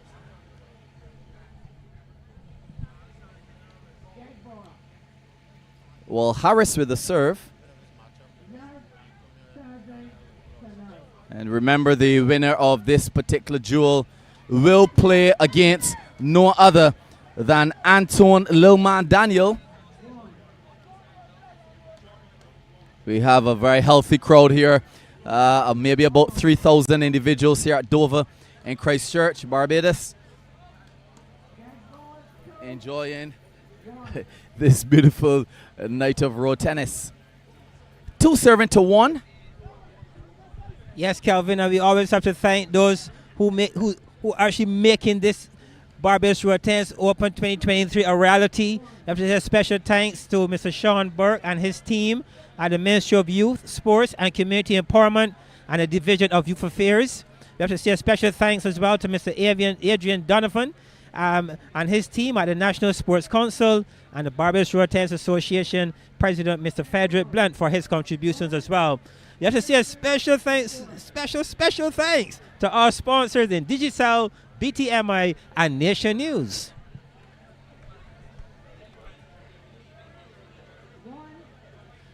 One serving to 4. And now it's 2-4. A very nice center court serve from Harris. And just striking that one into the net and out. So it's 2-5. And this final matchup of the night in the 2023 Barbados Road Tennis Open. 2-6, and somehow Alleyne enjoying that point and rejoicing. Harris going over to Mr. Christopher Griffith, and I wonder what he's telling Mr. Griffith. I'm not sure at this point in time what he could possibly be saying, Calvin, but what it looks like to me is a nervous moment. I think the crowd is a very big crowd indeed, and these players just need to get settled sooner than later.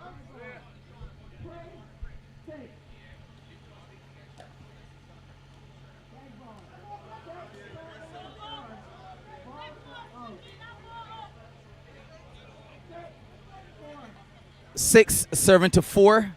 Alleyne in the white shirt and the short green and blue pants with the serve now to Anderson Rambo Harris. 6-5.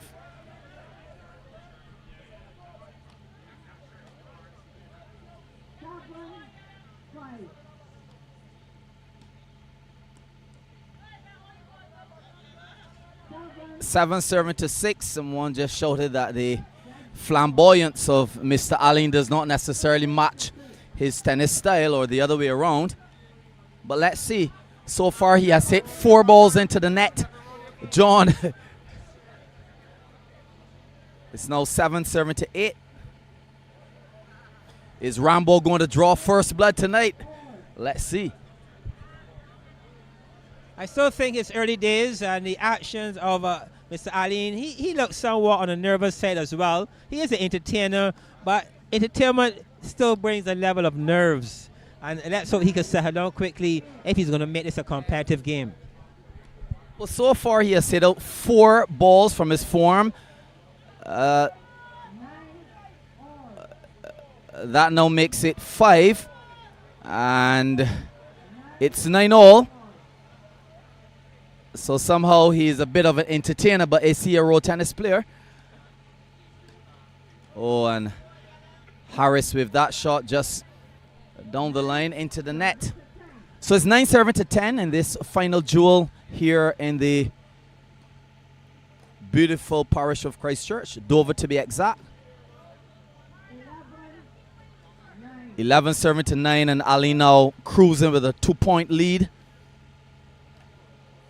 Serving some very interesting balls, just brushing the line, John. But somehow they're being called in. And he's going to the back arm of Harris each time with those serves, but he's bringing back this ball from his back arm quite high. And I'm quite sure that when Harris realizes it and catches himself, he's going to be hitting these balls extremely hard, knowing how he plays.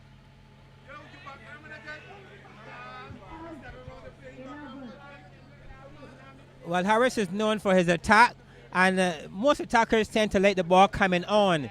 And we are seeing Alleyne not really carrying the ball that often to Harris, and I think he's breaking his rhythm to some degree. But let's see how Harris makes the necessary adjustments. Yes, Joe, two very interesting characters here tonight.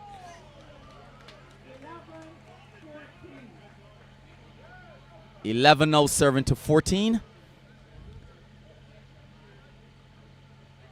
Anderson Rambo Harris in the black, serving to Kirk Alleyne in the white shirt.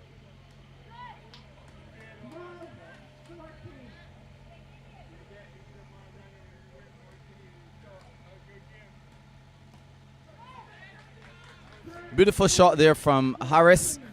So now it's 13 serving to 14.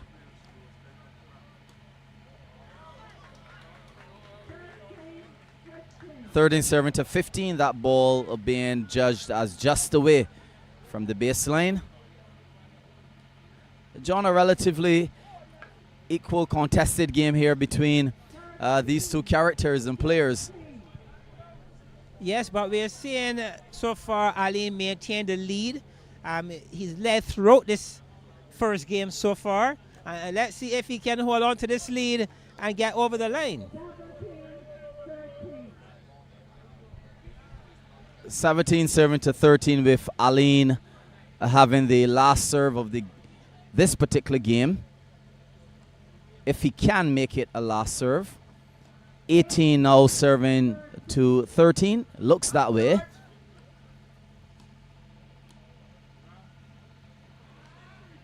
Left-hand association. 14.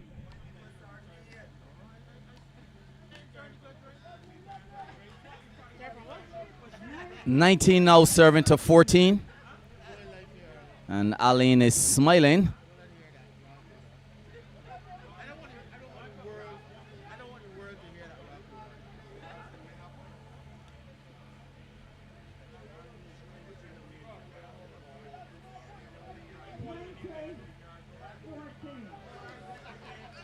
$20 serving to 14. Harris refusing to acknowledge the serve before, but the point being awarded to Alleyne for the simple reason that Harris did not put up his hand. He did not indicate that he would like the serve to be halted. Yes, it looks like a legitimate serve from here. I'm quite sure that Alleyne will be happy with that point. It puts him just 1 point away from claiming this first game. Much to the appreciation of his fans, especially those supported from Belfield.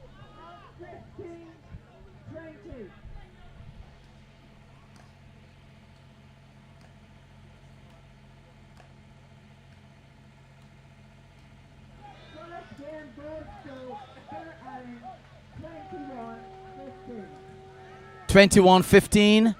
That game going to Kirk Alleyne.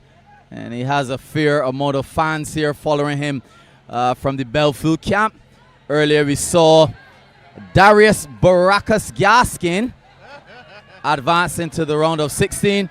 And John, did you witness that? Kirk Alleyne just went in the face of Antoine Lilman Daniel.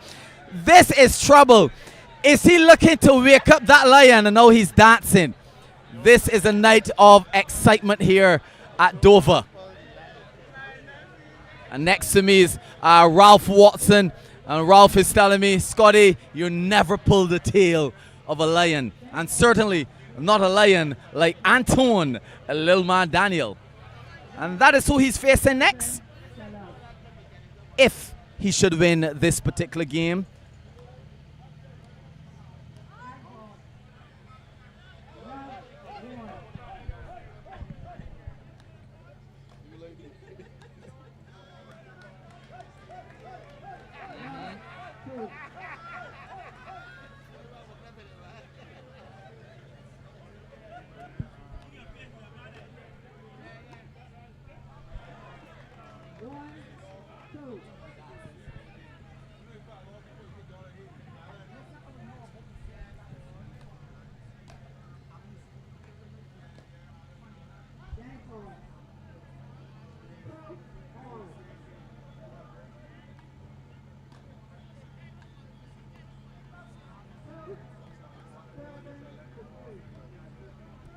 Well, we're into the second game. A good start here by Harris, winning three out of his five serves, creating a 3-2 lead to just start the second game.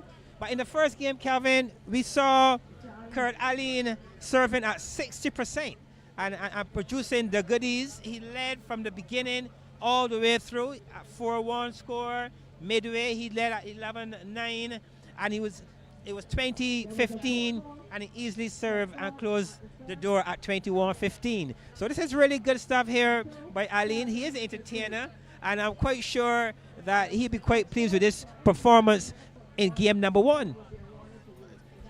He would be. 2-0 serving to 3.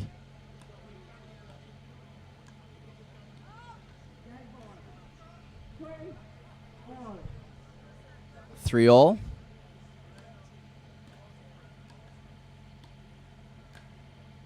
And it's so good to have the likes of Antoine Lilman-Daniel in this 2023 Barbados Road Tennis Open. He didn't participate last year, neither did Davien Force-Wright-Taylor. These individuals are very exciting in their form of road tennis. And as mentioned before, whoever wins this game will be facing the real giant of road tennis, John. Yes, and we also have to mention the return of Emar Edwards as well. And he's a strong contender. He'll be coming up in the round of 16, playing against Shimon Weeks, a player who's classified as a dark horse in this competition for 2023. So the round of 16 is really heating up here with the Barbados Road Tennis Open 2023. And Harris now beginning to unleash some shots here tonight, taking a lead. And somehow finding a safe haven in the back arm of Alleyne. He's not dancing anymore. He's actually trailing by 2 points.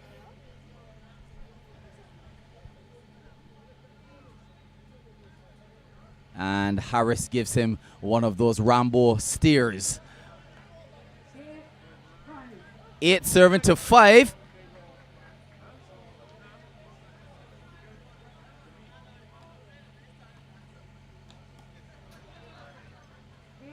Eight serving to 6 for those of you who now join us.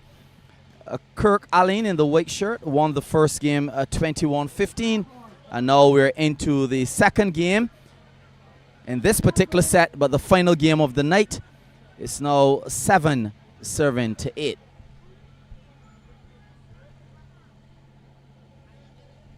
Good start on those first 3 serves by Harris. And well done in closing by Alleyne and taking the final 2. A score of 8-7. We have an even score now at 8 apiece. And Alleyne is really doing well here, staying very close to Harris. And I'm sure if he can hold on, he really will certainly create some pressure in the latter part of this game on his opponent. Well, it's still early, John. We have a big crowd here in Dover, and I'm sure that some of the individuals in the crowd perhaps will like Harris to win this game so that we can at least have a third game of excitement, seeing that this is the final game of the night. But Harris beginning to play a much more controlled game of road tennis and keeping the scores extremely close, 9 serving to 10.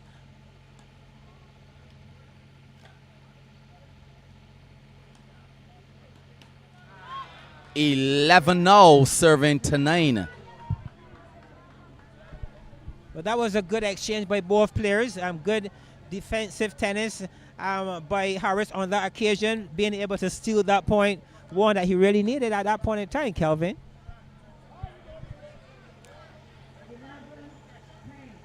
Certainly 11 now serving to 10.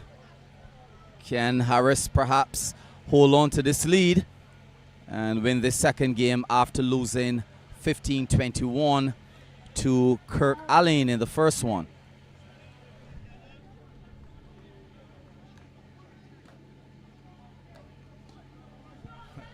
What a shot there from Anderson Rambo Harris.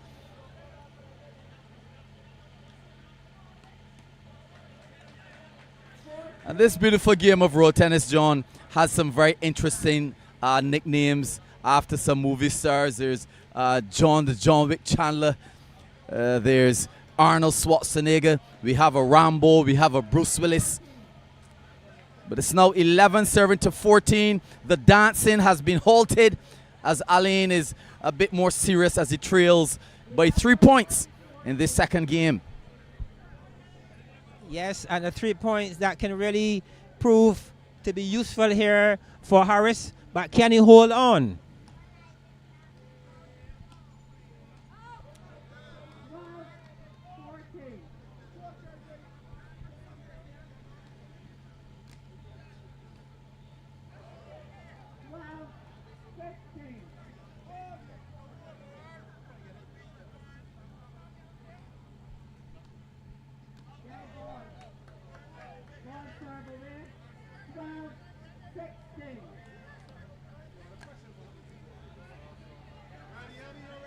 Well, we are seeing some pressure here being applied to Alleyne. He's coping relatively good. Still a 3-point difference. I'm sure that he would want a 16-14 serve change rather than a 17-13. And then he did well on that occasion.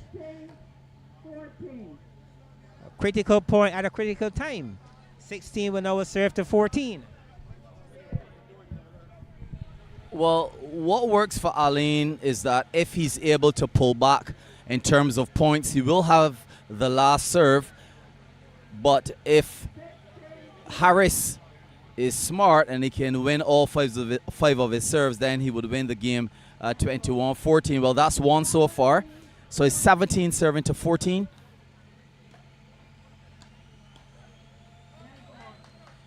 $18 now serving to 14.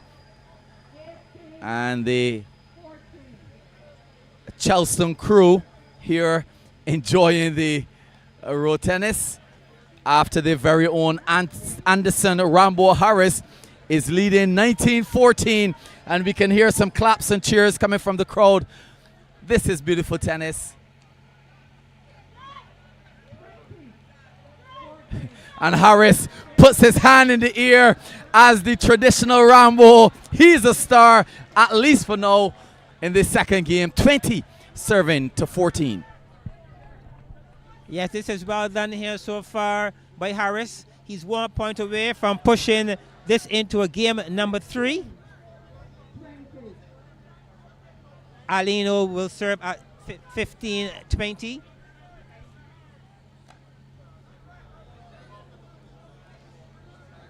Kelvin, as you said, the Charleston crew really would be happy to see Harris push this into a game number 3. He's just 1 point away.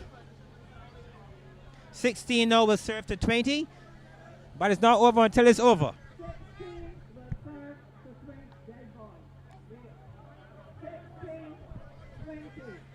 Our official in the chair, we have Christopher Griffith. He's officiating this final matchup this evening. And that's it. Anderson Rambo Harris winning the second game. Kirk Alleyne winning the first game 21-15. And Anderson Rambo Harris winning the second game 21-16.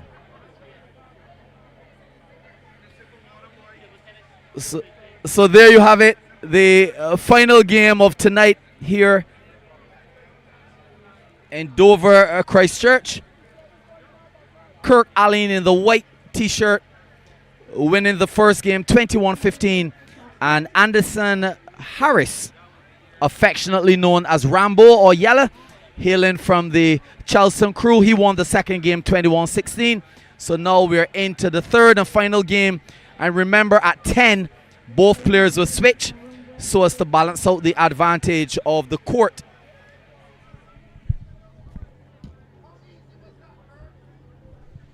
Good performance in the second game here from Harris. He led from the second half at a score of 11-9 and was able to maintain the lead all the way with a 14-11 and a 20-15 and was able to close out. In the second game, Harris was serving at 65%. He would certainly need a serve in this third game of that magnitude. He needs to maintain that percentage. But Kelvin, I think we have a fight on our hands. And it's interesting, the reaction from the crowd. Not to say that the two players are of A-class quality per se, but the two camps that they're from want to see a winner from their camp. So it's very exciting, it's interesting, it's enthralling. We are really having a good night here at Dover Christchurch.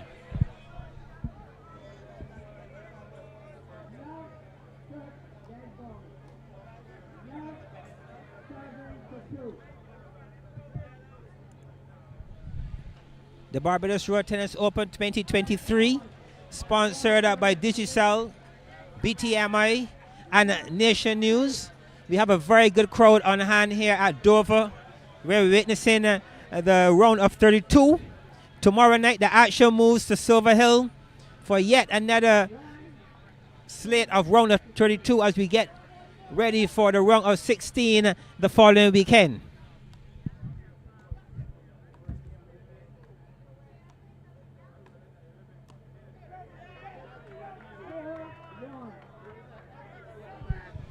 So it's 4-1, and some shouts from the crowd advising Anderson Rambo Harris that he can perhaps sow Kirk Alleyne for his flamboyance and dancing in the first game.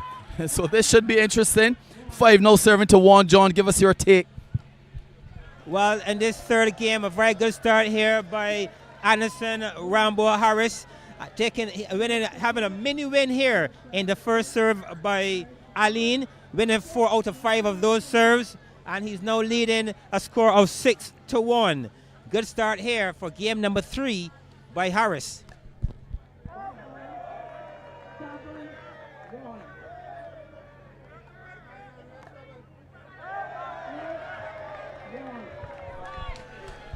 A score of 8-1, Kelvin, and the crowd being very much involved as Harris gets some encouragement on the side from the hundreds here watching this Barbados Road Tennis Open 2023, Kelvin.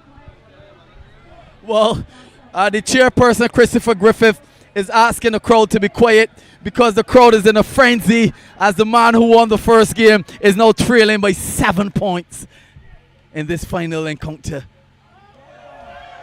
It's now 1-9, John. And the crowd is shouting and telling Yella to sow Kirk Alleyne. Harris, rather.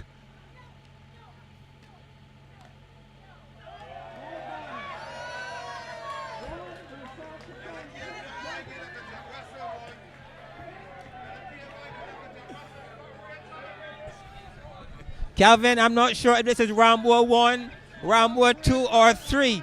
But what I do know this evening, Anderson Harris is representing that name of Rambo. He came out in his black shirt, he looked the part, and he's delivering to his many fans around the road tennis fraternity. And the score of 10-1, he's absolutely in the driver's seat.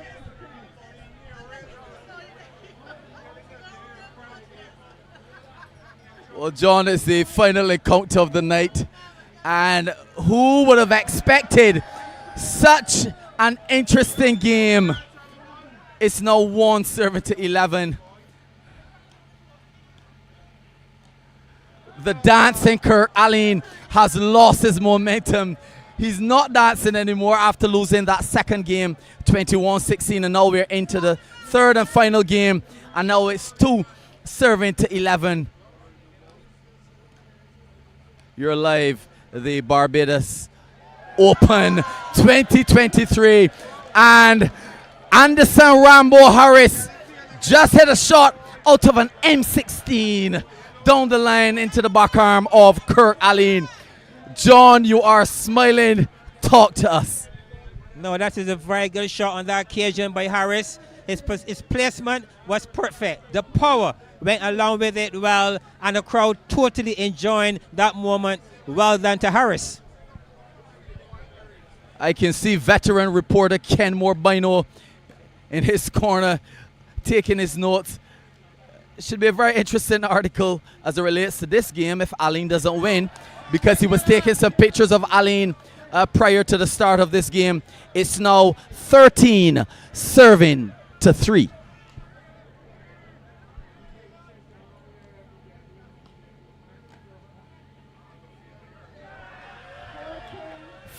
Serving to 3. Somebody's saying he should perhaps fake an injury after the embarrassing way in which he's being beaten in this particular game. Beautiful tennis here. You're live in the Barbados Road Tennis Open 2023. It's the stylish, flamboyant Kirk Alleyne in the white shirt. And of course, the serious face Anderson Rambo Harris in the black shirt with the black and white bandana. Well, again, Harris very much in the driver's seat. But the action of the Barbados Road Tennis Open 2023 continues at Silver Hill tomorrow night, where we will have the ladies matchup. We will see Tamisha Flats coming up against Rashida Holder. Juliet Warwick comes up against Rachel Smith. Madeline Blunt, she comes up against Charlene Ward. And in the men matchup tomorrow night, we have Marson Johnson taking on Shabir Greenidge. Julian White up against Kevin Daniel. Suave Clark comes up against Mark Griffith. And to bring the curtain down tomorrow night, we have a junior Kelvin. We have Raheem Nurse coming up against Ezekiel Ward.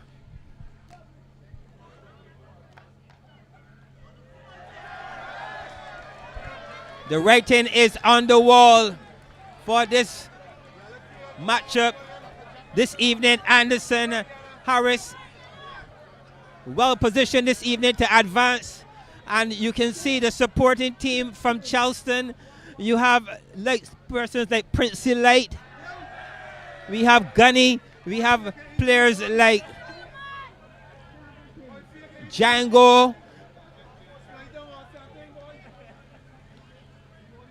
A strong representation from Charleston here to witness this performance this evening, Kelvin. And it has been a very good performance so far, especially in game number 3 by Harris. Well, you know, in road tennis, it's all about the bragging rights. And after Alleyne won the first game at 21-15 and started to dance, he even went in the face of Anton Lilman Daniel, pranking around. Anderson Rambo Harris won the second game 21-16, and he is close enough to win the third game, but the crowd is shouting, expecting and wanting a sow for Kirk Alleyne after he was showing off that much showboating. 17-0 serving to 9.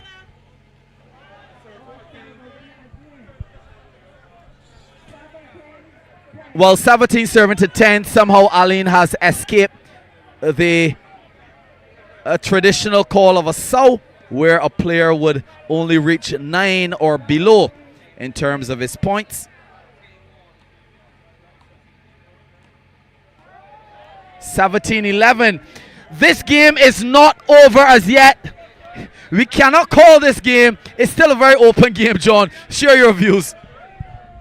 It's open to some degree, but I'm quite sure that Harris will not let down the fans of Charleston. We have Sandy, Rudolph Sandiford. He's here this evening giving Harris some level of support. We have Clarence Haynes. We have Anderson Haynes. We have a number of supporters. This is a very strong presence this evening from Charleston. I'm quite sure that Harris will not want to let down these supporters here this evening, and it's about time to close that door.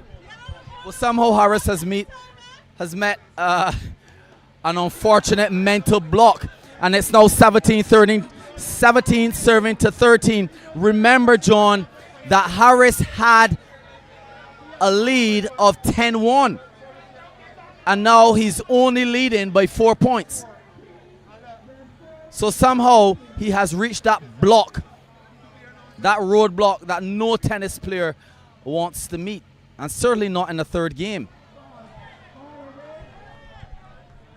I agree. This is a good fight back here by Alleyne, creating quite a bit of pressure on Harris. Could be a combination. Harris putting pressure on himself as well. But kudos goes to Alleyne on a job well done in making him work to get home here this evening. Good stuff by Alleyne.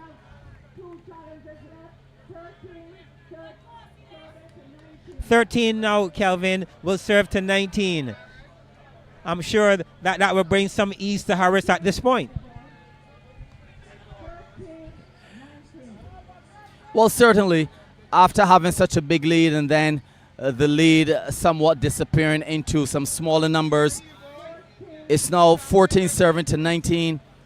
I'm sure that Harris is trying his best to fight his way to gain these 2 points and close off this third and final game tonight.